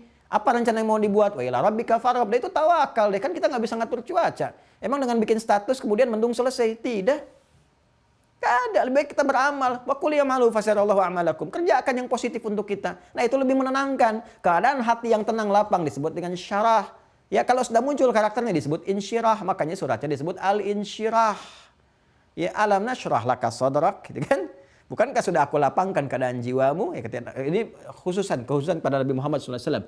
Ini karena Rasulnya spesial, Nabinya spesial. Sebelum diminta udah diberikan. Nabi yang lain minta dulu baru dikasih. Dijawab tapi minta dulu. Nabi Musa minta, baru dikasih. Apa permintaannya? Ya Rabbi syrahli sadri. Ya Allah lapangkan jiwaku, lapangkan hatiku, lapangkan dadaku. Rabbi syrahli sadri, itu doanya Nabi Musa. Ya wa yassirli amri, di surat Thaha itu kan. Rabbi syrahli sadri wa yassirli amri wahlul 'uqdatam min lisani yafqahu qauli. Ya, itu minta Rabbi syrahli sadri, minta dikasih. Nabi Muhammad enggak minta dikasih. Alam nasyrah laka sadrak. Nabi Musa, Rabbi syrahli sadri. Nabi Muhammad SAW, alam nasyrah laka sadrak. Nabi Musa, wa yassirli amri. Nabi Muhammad, wa nuyassiruka lil yusra. Tuh keistimewaan Nabi Muhammad tuh. Masya Allah gitu kan. Nah kita bukan Nabi, bukan Rasul. Sempurna juga tidak. Dan seterusnya. Gitu kan. Maka apa yang harus terjadi? Harus berusaha mengatur diri. Mengarahkan pada yang baik, beramal pada yang benar. Gimana caranya? Ikuti pedoman sehingga sistem berkehidupan terjaga, nyaman, tenang, tentram, bahagia. Sudah meninggal, selesai. Meninggalnya pun tenang. Ya ayat Tuhan nafsul mutmainnah. Selesai. Itulah kehidupan. Ya, jadi kalau kita benar, kegelisahan tuntas. Minal khauf wal ju', lapar. Itu kita cari makan dan sebagainya. Ya, wa naqsi minal amwal, harta mulai berkurang. Wal anfus, ada yang sakit. Itu kan ujian juga. Ya kan? Sampai meninggal. Wat thamarat, hasil kerja keras diambil orang. Ya, diterjemahkan dengan buah-buahan ya. Menurut saya agak kurang detail. Ya, kalau ujian hanya diberikan bagi tukang buah, maka kurang adil karena tukang sayur nggak diuji gitu kan. Harus berkeadilan. Thamarat di situ memahaminya pakai balaghah. Ya, pakai majas atau kinayah. Kita bisa ambil itu. Artinya Pak, ini tinggi sih, Pak. Quran itu luar biasa tinggi karena berasal dari yang maha tinggi, yang maha agung gitu ya. Samarat itu kan buah, nggak mungkin bisa muncul teman-teman sekalian. Kalau nggak ada pohonnya. Pohon tuh dari apa? Dari benih. Jadi ada orang tuh dari benih nanam, dirawat, nanam mangga, nanam padi, macam-macam dan sebagainya. Udah mau metik buahnya, besok mau panen, diambil orang. Kalau diterjemahkan dengan kiasan, konteks kita sekarang, Bapak yang ikut tender, udah siap semua riset, biaya keluar macam-macam, tender berhasil, proyeknya diserobot oleh orang. Itu maksudnya. Wat samarat. Ya wabasyiris sabirin, ini dia pasangannya. Dalam suasana kita mendapati duka, maka ada sabar. Ini dia nih. Nih sikap hidup proporsional. Jadi kalau tahu kita sistem kehidupan, mengerti. Ya, belajar di pedoman hidup di Hudan tentang ujian tuh akan begini, ujian tuh begini sifatnya. Mengatasinya begini, sistem kehidupan tuh begini, nyari yang halal begini, cara ngatasin setan begini supaya nggak terjebak pada jalan yang salah. Kalau kejebak di sini balik lagi supaya bisa melepaskan jebakan, balik dengan taubat. Ini jadi hidupnya proporsional. Kalau sedang ada duka, dia sabar. Tuh. Sabar tuh bukan diam, sabar tuh solusi. Dia berkontemplasi, merenungkan jalan terbaik untuk mengatasi masalah itu. Ada ujian di rumah tangga, sabar dulu nih. Ya, memang jejak langkah pembuka sabar itu diam sejenak berkontemplasi. Bukan diam membiarkan persoalan, bukan. Udah biarin aja, ntar juga selesai sendiri. Tidak, jadi sekam akhirnya. Akhirnya apa? Ketika terjadi hal lagi di kemudian yang akan datang, ada konflik lebih besar lagi karena yang lain terbawa. Tuh kan, Bapak begini, dulu juga begitu, dulu begitu tuh. Karena nggak selesai. Dibawa lagi. Ya, jadi persoalan cuma masalah senyuman, terus persoalan tagihan listrik yang 10 tahun yang lalu ke bawah lagi. Jadi kan? Sama, di pekerjaan, di apa-apa pun sering kali begitu. Sabar itu bukan begitu. Sabar itu merenungkan sedikit, sampai Nabi kan juga mencontohkan kepada kita. Diam, tapi nyari solusi, nunggu wahyu dan sebagainya. Kalau kita, wahyu udah disampaikan lewat Al-Quran, disampaikan ke kita lah Rasulullah, dijelaskan. Maka ketika ada persoalan di rumah tangga, di pekerjaan, di macam-macam, diam sejenak, merenungkan apa nih petunjuknya. Baca pedomannya, Qurannya apa. Ada semua di situ. Hadisnya. Apalagi kalau belajar dari awal. Sebelum berumah tangga, lihat fikir rumah tangganya. Mau kerja, pekerjaannya apa, lihat sifatnya nih seperti apa. Pasti ketemu, pasti begitu. Itu pasti itu. Ya, itu nggak pernah meleset. Ya, dan selalu seperti itu. Jadi nggak pernah, never, selalu always. Gitu ya, nggak pernah meleset dan selalu seperti itu. Nggak pernah, never, selalu always. Ya. Itu ya. Jadi itulah sabar. Sabar. Ya, nanti sama juga begitu ada sesuatu yang melahirkan suka, menyenangkan, ya ada proporsional, ada syukur di situ. Syukur. Ya. Kenapa? Karena kita mengerti kalaupun kita dapat berusaha ikhtiar, dapat di jabatan diamanahkan, ya kita akan paham. Qulillahumma malikal mulki. Alhamdulillah, ya Allah telah menitipkannya kepada saya bukan pada yang lain, tapi juga inna lillahi wa inna ilaihi raji'un. Kenapa? Karena setiap titipan ini langkahnya cuma dua. Harus dibawa pada yang saleh, nggak boleh salah. Titipan harta, gimana harta jadi saleh? Dikelolanya seperti apa? Lihat petunjuknya. Oh ini nih yang dibawa ke rumah untuk nafkah. Nafkahnya harus begini, nggak boleh bawa yang haram. Maka gunakan gini, proporsional. Oh, kebutuhan di rumah kok cuma sekian. Ada lebihnya, Masya Allah. Kok yang dibutuhkan cuma 10 juta, Allah kasih 100 juta. 90 juta ini buat apa maksudnya yang Allah kasih? Baca lagi petunjuknya. Oh, ada kewajiban zakat. Oh, ada infak. Oh, untuk tabungan masa depan yang umroh, yang haji, yang kita sering berdoa. Ternyata dari sini jalannya. Oh, ternyata saya dulu sering berdoa, ya Allah berikan kesempatan muliakan orang tua saya. Oh, ada infak. Infak itu salah satunya untuk orang tua. Ternyata orang tua bukan dizakati tapi diinfaki. Ya, Quran surah kedua ayat 215. Yas'alunaka madza yunfiqun. Ya, yas'alunaka madza yunfiqun qul ma anfaqtum min khairin falil walidain. Oh, ternyata ini jawaban dari doa-doa yang lalu. Oh, ternyata ini maksudnya Allah berikan saya kedudukan, cuman titipan. Qulillahumma malikal mulki tu'til mulka man tasya wa tanzi'ul mulka mimman tasya. Dilantik sekarang, 2 bulan kok tiba-tiba di-reshuffle. Dilantik sekarang, setahun kemudian kok sudah berganti. Dilantik sekarang, yang lain kok yang dapat promosi. Ini yang diberitakan dan nyebar-nyebar kartu nama. Ternyata salah lantik, yang lain yang harusnya jadi. Nah itu tuh. Makanya kalau kita sikapnya proporsional, tahu, kita nggak akan macam-macam. Dititipkan kedudukan supaya saleh. Buat kebijakan yang baik, yang bermanfaat, yang berkehidupan, ya dalam level-level tertentu, berbangsa, bernegara, bermasyarakat supaya rakyat tenang, nyaman, baik, di keluarga supaya anggota keluarga baik. Ya kalau untuk pribadi masih single, ya, maka biar kebijakan yang baik supaya pribadi terbawa pada yang baik dan sebagainya. Ini jalannya. Ilmu juga begitu, bukan untuk menyimpang, bukan menggunakan ilmu untuk rekayasa tertentu. Ya, termasuk ilmu agama. Jangan sampai dititipkan ilmu, digunakan fatwanya hanya untuk nyari dunia.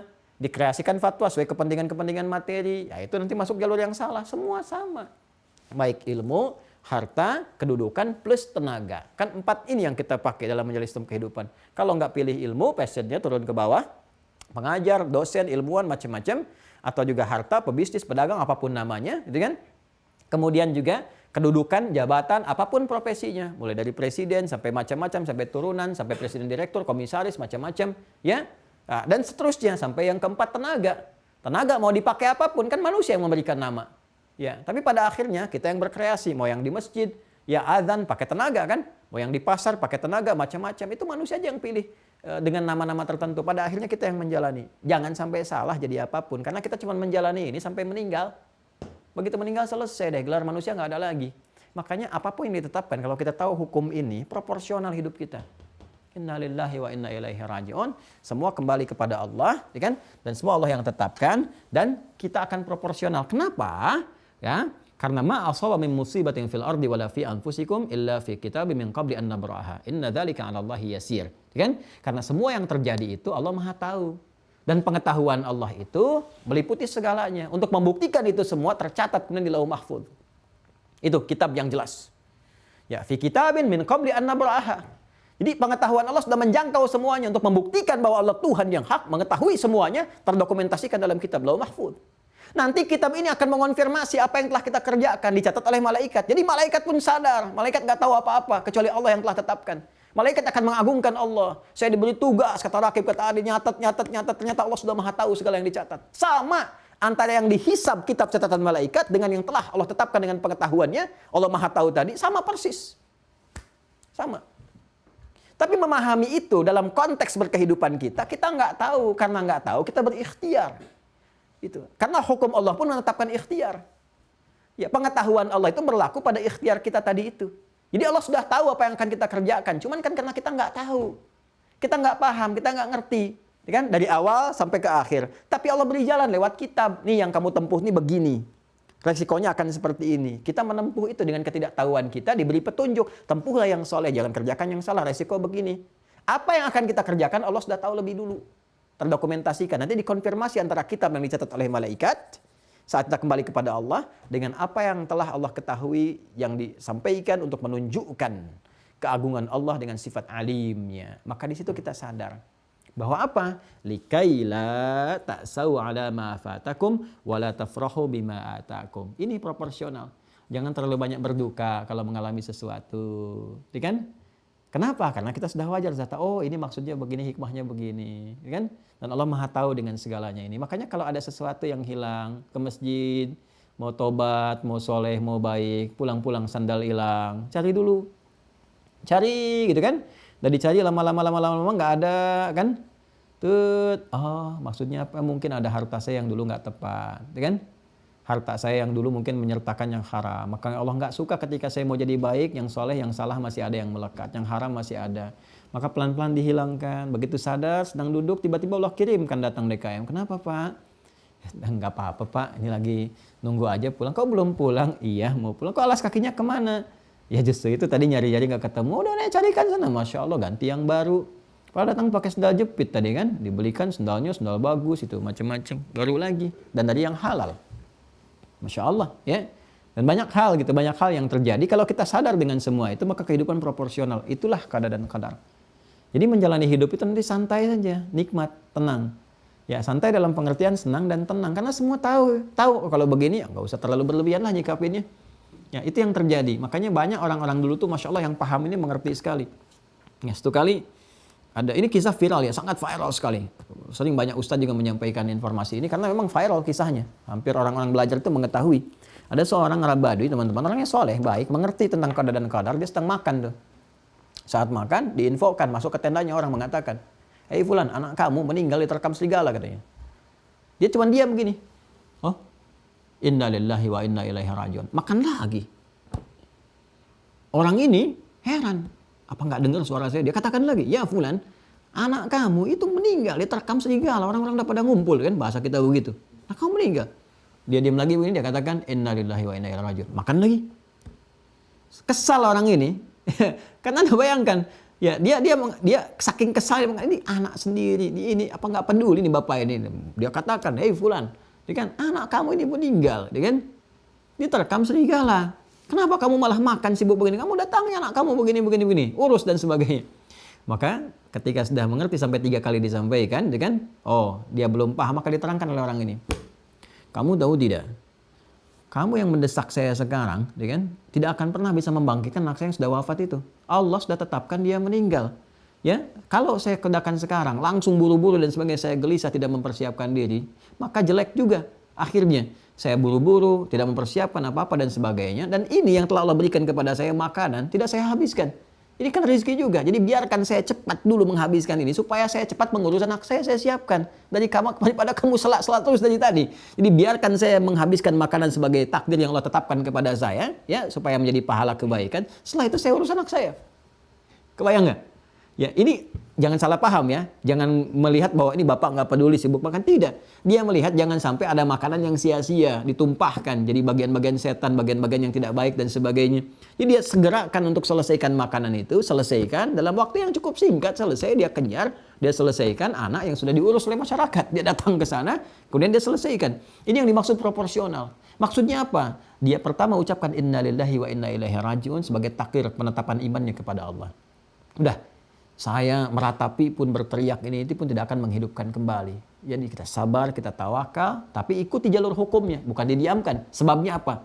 Kalau sebab yang wajar karena penyakit, kalau sedih itu wajar, menangis itu wajar, itu biasa. Yang salah itu meratapi, kenapa harus dia ya Allah, dia kan kenapa bukan temannya aja, enggak begitu. Kenapa bukan ini aja, tidak begitu juga gitu kan, itu sudah takdir, sudah selesai. Musabib nggak ditanya, musabab nggak ditanya, sebab yang dikoreksi. Jadi belajar dari yang tadi, yang saya maksudkan adalah bagaimana dia menyikapi secara proporsional, diucapkan inna lillahi wa inna ilaihi raji'un. Yang kedua kemudian dia habiskan dulu apa rizki yang telah Allah berikan kepada dia, selesai gitu kan, dengan proporsional tentunya, terus dia kejar, dia selesaikan. Ya, dia baguskan, dia terima, ucapkan terima kasih ke masyarakat, kemudian dikafani, disolatkan, ya, sebelumnya dimandikan, lalu setelah itu selesai. Nah, ini yang saya maksudkan. Jadi kalau ada kejadian pun kita belajar dari hikmahnya. Ada kejadian tertentu, ya, kita proses semuanya, sebabnya kita cari. Kalau ada tindakan hukum, selesaikan secara hukum. Nanti semua yang terkait dengan sistem hukum itu akan dihisab di hadapan Allah. Ya, ada tindakan pencurian misalnya, pencurian ya kalau dibiarkan akan merasa benar, maka laporkan pada yang berwajib. Ya, begitu dilaporkan, itu akan mengikat semua sistem itu. Ya, kalau diterima, diproses, ya, maka berlaku. Benar nih, amanah ditugaskan. Kalau diniatkan ibadah oleh pemangku hukum, maka dapat pahala. Jangan salah, dapat pahala juga. Kalau diniatkan ibadah, dapat pahala, sistem berlaku. Ya, dan sebagainya. Kalau tidak diproses dan sebagainya, ya, dapat dosa juga. Nanti hukum dunia juga berlaku. Bisa ditegur oleh pimpinan, bisa dimutasi, bisa macam-macam, bisa terjadi gitu kan. Nah, itu hukum yang dibuat. Karena kenapa? Ada keseimbangan dalam hukum. Dan keseimbangan itu mizan namanya. Ini nggak boleh, hukum Allah itu harus stabil semua. Ya, ada sebab akibat, ada aksi reaksi, ada dampak dan sebagainya. Nah, itu yang terjadi. Jadi singkatnya, memahami qada dan qadar. Kalau kita mengetahui dengan baik, belajar, mendekatkan Al-Quran pada kehidupan kita, makanya Al-Quran, ya Allah, Al-Quran, Al-Quran, Al-Quran. Ayo baca yang sering, ya, supaya jadi penyemangat, motivasi, jadi syifa, jadi obat bagi jiwa, jadi rahmat, ya. Setelah itu ngaji, lihat, supaya paham ini. Kalau sudah paham, nikmat menjalani kehidupannya. Nah, dari sabar dan syukur ini, maka apa yang terjadi? Ajaban li amril mu'min. Baca hadisnya. Ajaban, sungguh orang beriman itu kehidupannya mengagumkan. Ajaban li amril mu'min. Itu hadisnya populer kan? Viral kan? Ya, mengagumkan kehidupan orang beriman itu. Apa yang menjadi mengagumkan? Karena semua yang terjadi pada dirinya, dia pandang proporsional, sama semua, nggak ada bedanya. Ada jabatan, nggak ada jabatan, sama hidup. Ada harta, nggak ada harta, sama proporsional. Ikhtiar yang dia tempuh. Apa? Ya, apa yang menjadi sama itu? Jika dia berada dalam keadaan mendapat nikmat, suka, syakara, dia bersyukur. Ya kan?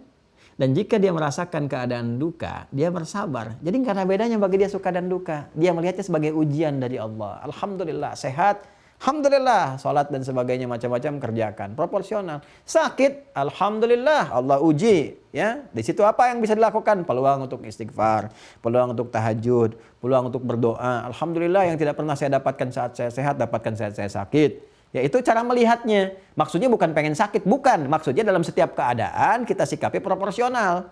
Ya, makanya ada ulama-ulama tertentu yang kadang-kadang unik cara memahaminya. Ada ulama pernah sehat kan, dia suka sakit. Nah, satu kali dia nggak sakit, nangis malah. Nangis, terus orangnya heran.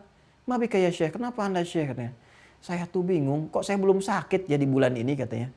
Saya makin heran orang yang nanya, kok kenapa begitu? Kan Nabi bilang, kalau sakit itu ada peluang kita beristighfar, ada peluang dosa diampuni. Saya takut karena nggak sakit, ini dosa-dosa saya nggak diampuni. Coba dia cara berpikirnya. Bukan pengen sakit, bukan. Ya, tapi ada sesuatu yang tinggi yang perlu kita maknai. Bagaimana orang ini sangat proporsional. Jadi saat sakit dia manfaatkan sabda Nabi petunjuknya, ayat-ayat Quran petunjuk dimanfaatkan, tingkatkan ibadah, rajin istighfar. Saat sehat pun dia isi dengan syukur. Dia isi dengan tingkatkan ibadah juga, dia isi dengan macam-macam sesuai dengan porsi ibadahnya. Itulah qada dan qadar.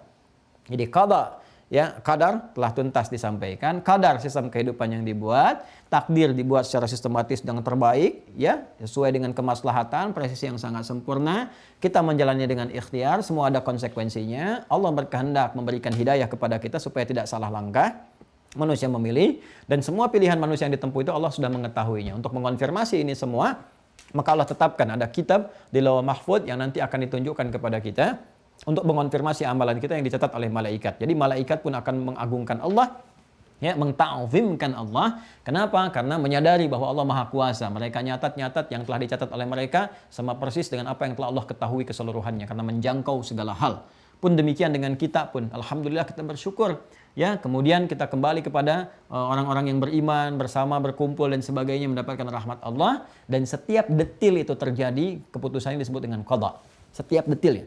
Kadar sistemnya berlangsung berkehidupan, setiap detil berlaku, kun terjadi, fayakun jadi.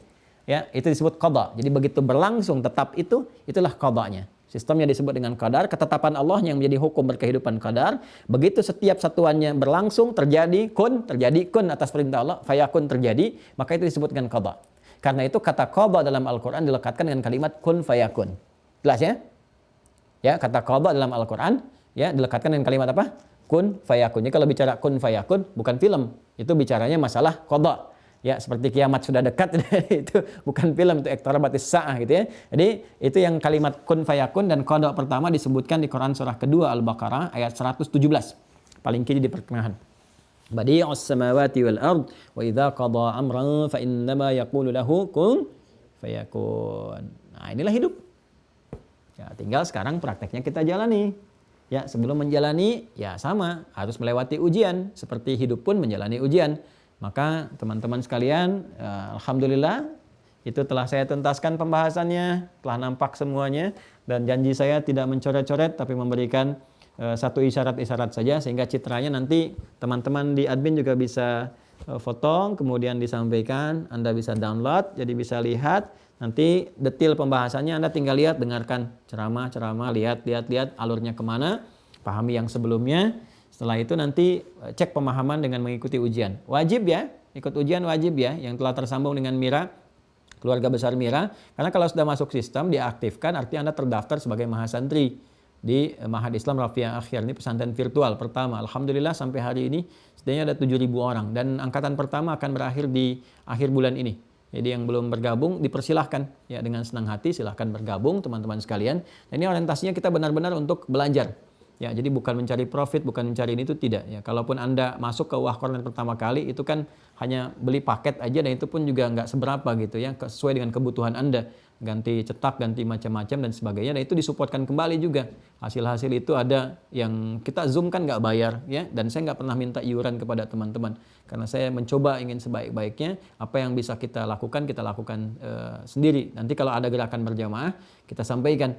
Ya, misal sekarang kita akan masuk ke pembangunan yang pesantren tingkat boarding school dengan fasilitas nanti yang Mira juga. Maka silahkan kalau mau teman-teman support ke situ aja gitu ya. Nanti atau yang terkait dengan Mira, YouTube-nya juga kita nggak ada iklan, nggak ada apa, supaya belajarnya juga maksimal. Itu yang dimaksudkan.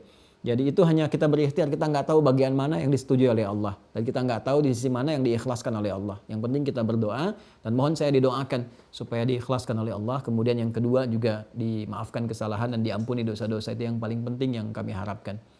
Saya kira itu semoga bermanfaat. Dengan ini tuntas 6 simpul ya yang telah kita pelajari. Tinggal penguatan dari kitab. Sebelum penguatan saya ingin ada ujian dulu. Setelah itu saya perkenalkan kitab-kitab. Ya. Ada beberapa juga yang dasar, yang pokok, di perpustakaan juga masih ada beberapa. Ini Al-Aqaidah Islamiyah kan belum kita baca semua, ya. Baru sebagian. Kemudian ini ada Fathul Majid, ya. Ini juga kitab cukup bagus. Kemudian nanti ada Al-Iqtisad fil I'tiqad yang kurikulum juga yang dipelajari. Ini ada yang standar-standar Al-Aqaidah Ad-Diniyah, ini ya. Di anak-anak SD, karangan guru-guru mulia nih, yang disampaikannya ringan-ringan, padat-padat, hafalan-hafalan tapi dalam. Ini Mudzakarah fi Ilmi Tauhid yang kurikulum Al-Azhar. Ya, ini kurikulum Al-Azhar. Jadi kalau kita nanti ngaji ini insya Allah. Yang tadi ini Madinah juga ya, Fathul Majid kan dibahas juga nih. Di Madinah ini dibahas juga Fathul Majid. Ya. Kemudian yang ini yang agak besaran lagi nih. Ini Al-Azhar juga nih. Al-Azhar punya nih. Ya, yang ini Ilmu Tauhid. Ya, di Kuliah Dirasat Islamiyah. Yang ini juga sama, nanti ada Al-Iqtisad fil I'tiqad yang karya Imam Al-Ghazali, nanti kita kumpulkan juga. Nanti kalau sudah itu masuk ke abad kedua ketiga Hijrah, munculnya banyak setelah terjemahan filsafat dari Yunani, nanti ada pengaruh dialektika. Ini mulai disoal-soal tentang qadar, tentang ini apakah Allah tahu detail sesuatu saat akan dikerjakan, macam-macam lah. Padahal kita udah belajar ini. Dan zaman Nabi nggak banyak ditanya-tanya tuh yang seperti itu, karena sudah jelas. Kan yang saya sampaikan tadi jelas kan? Gitu kan, dari awal ke akhir ini macam-macamnya lah. Kalaupun ada hal-hal yang diuji, di ujian, dikonfirmasi pun terang jalannya, dan nggak akan jauh jawaban dari apa yang tadi disampaikan. Ya, wa qul malu fasarallahu amalakum dan seterusnya. Macam-macam itu terkonfirmasinya ke sini. Nanti timbul dialektika itu setelah nanti ada terjemahan-terjemahan filsafat dari Yunani, didialogkan, didialektikakan, muncullah diuji. Makanya kan dalam ilmu logika itu hanya untuk menguji sebuah pembenaran. Kadang-kadang nggak ngasih solusi, cuman nguji aja statement. Benar nggak statementnya, premisnya benar nggak, tapi ngasih solusi nggak. Itu ya. Nah, jadi untuk mempertahankan, menguatkan logika bagus, tapi untuk ngasih solusi dalam berkehidupan belum tentu. Ya, karena kadang-kadang ahli logika juga nggak konsisten. Dia menguji pernyataan tapi dia sendiri nggak ngamalkan gitu. Ya, ya. Jadi akalnya sehat tapi amalnya belum tentu sehat gitu. Nah, makanya akal dengan amal itu harus berimbang. Nah, untuk menjadikan akal dan amal itu sehat, imannya harus sehat. Ya, maka akal sehat juga bagus. Tapi kalau imannya nggak sehat, bermasalah. Iman yang sehat itu bagus untuk memberikan imun yang kuat kepada kesehatan akal dan kekuatan tubuh. Catat jadi status tuh. Jadi kalau kita ke sini selesai semuanya. Tuntas. Nanti begitu ada dialektika muncul, dialektika ini. Sampai dari situ nanti lebih kompleks lagi. Kompleksitasnya mana? Ketika muncul peradaban Islam di barat, di timur, selesai di bawah, orang Islamnya malah menjauh dari Quran. Ketika menjauh dari Quran, jauh dari hadis, terlena oleh materi macam-macam. Nah, produknya diambil, ya ada orang-orang yang tidak menginginkan ditumbuh lagi, bikin gerakan. Gerakannya disebut orientalis. Nanti ada babnya sendiri. Alhamdulillah saya diberikan kesempatan oleh Allah untuk belajar tentang itu. Jadi ada kitabnya ada dan udah berjumpa dengan tokoh-tokohnya. Jadi saya dulu ketemu tokoh-tokohnya, tahu siapa si fulan, apakah dia sendiri ataukah kerja berkelompok, ya bagaimana pekerjaannya dan sebagainya, kampus-kampusnya di mana. Kadang-kadang yang nggak paham tuh ya terbuai aja. Oh saya ke Eropa kampus di sini, padahal itu kampus tuh dibuat oleh orientalis. Jadi makanya kalau ada jurusan nggak semuanya salah, ada yang bagus-bagus jurusan umum ini. Tapi kalau udah masuk ke pemikiran hati-hati. Ya apalagi pemikirannya sudah masuk dunia Islam, dunia Timur. Itu udah pasti ada misi-misi tertentunya. Makanya jangan heran kalau pulang kok ada aneh-aneh gitu. Dulu sholat gak ada masalah. Sekarang kok jadi pada aneh. Gak sholat pun gak apa-apa. Yang penting berbuat baik gitu kan. Padahal yang penting kan isinya. Nah ini jadi yang saya katakan.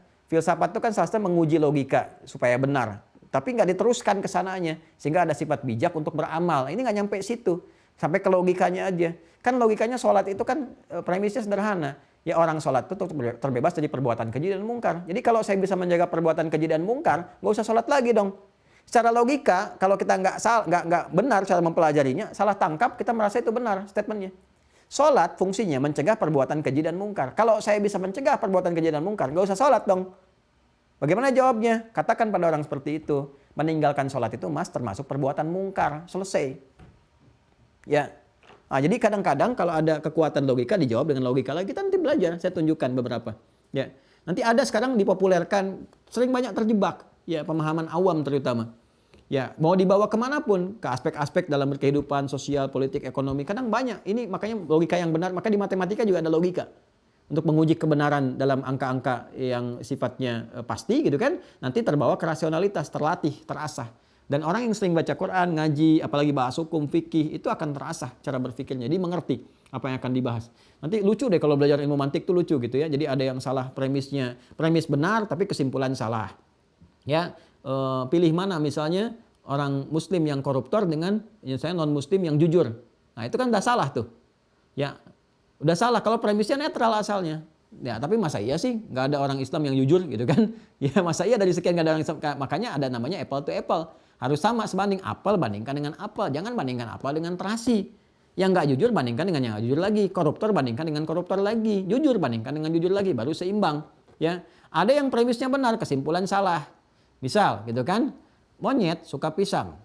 Nah, kemudian Asep suka pisang. Ya, kan monyet suka pisang, Asep suka pisang. Ini premisnya benar. Monyet benar suka pisang, Asep benar suka pisang. Cuman kesimpulan salah. Nah, maka apa kesimpulannya? Maka Asep sama dengan monyet. Kan keliru kan? Itu keliru gitu. Jadi ada beberapa yang diterapkan dalam kehidupan. Ya, contoh kalau salah, ini muslimnya yang salah. Orangnya yang disalahkan jilbabnya, disalahkan orangnya, disalahkan Islamnya. Maka muncul gerakan namanya Islam liberal. Padahal yang benar kan muslimnya. Dia yang punya pola pikirnya, Islamnya nggak begitu. Kenapa yang disebutnya Islam liberal? Islam plural, Islam inklusif, Islam eksklusif. Padahal Islamnya jelas Islam. Dari dulu Islam begitu. Nggak pernah ada orangnya yang bertindak begitu. Nah, makanya kalau ada orang mencuri, kok yang disalahkan jilbabnya? Ya kan? Yang kena demikian, yang dipakai kok jilbabnya dan sebagainya. Nah, itu cara berpikir yang keliru. Nah, ini terapannya sudah ada di lingkungan kita, tapi cara berpikirnya nggak benar. Maka ini harus diperbaiki. Memperbaiki ini dasarnya mesti kuat dulu. Jadi kalau Bapak Ibu ngelihat begitu, nanti insya Allah sudah ada hidayah. Sudah paham nih kalau ini keliru. Kita benarkan, tapi benar pun proporsional. tidak untuk menghujat manusianya, tidak untuk menghujat orang bahkan namanya, tapi lebih memperbaiki perbuatannya. Itu indah. Berislam itu cukup deh manusia pada muslim, insya Allah damai kehidupan. Tapi berislam yang benar, dengan cara yang benar. Ya kan?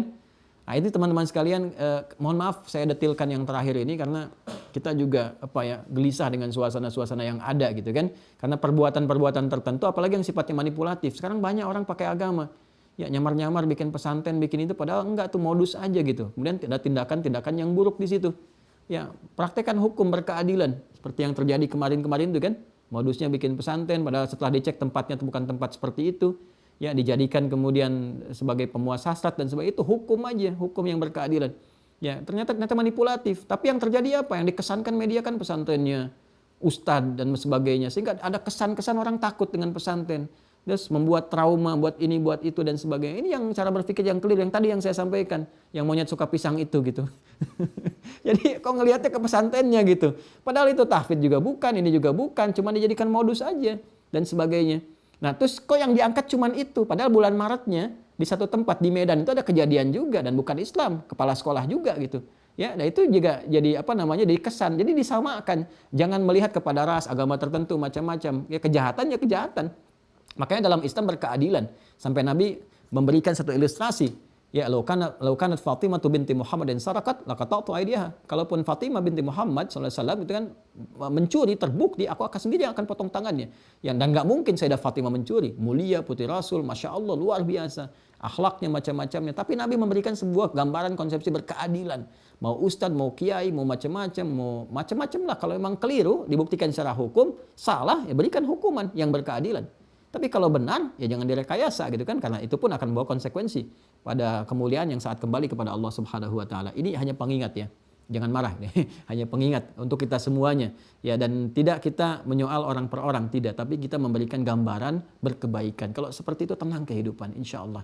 Ya, ayo semuanya berpositif, ya saya mengajak semua berharmoni, kemudian semua saling memaafkan, saling ada dalam suasana baik, terutama berkehidupan berbangsa, bernegara. Insya Allah kalau semua dijalani dengan baik, kemudian bertujuan mulia sama-sama, Allah akan berikan ketentraman, kebaikan, kemuliaan pada diri kita, keluarga kita, bahkan kehidupan berbangsa, bernegara. Demikian untuk pertemuan hari ini. Terima kasih teman-teman sekalian. Semoga Allah rahmati. Mohon maaf kalau ada kata-kata yang kurang berkenan, kalimat-kalimat yang tidak pantas, sungguh tidak dimaksudkan. In uridu ilal islah mastata'at.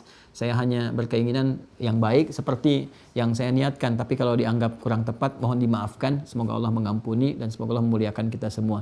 Demikian, Allahumma taqabbal minna innaka antas sami'ul alim wa tub 'alaina innaka antat tawwabur rahim.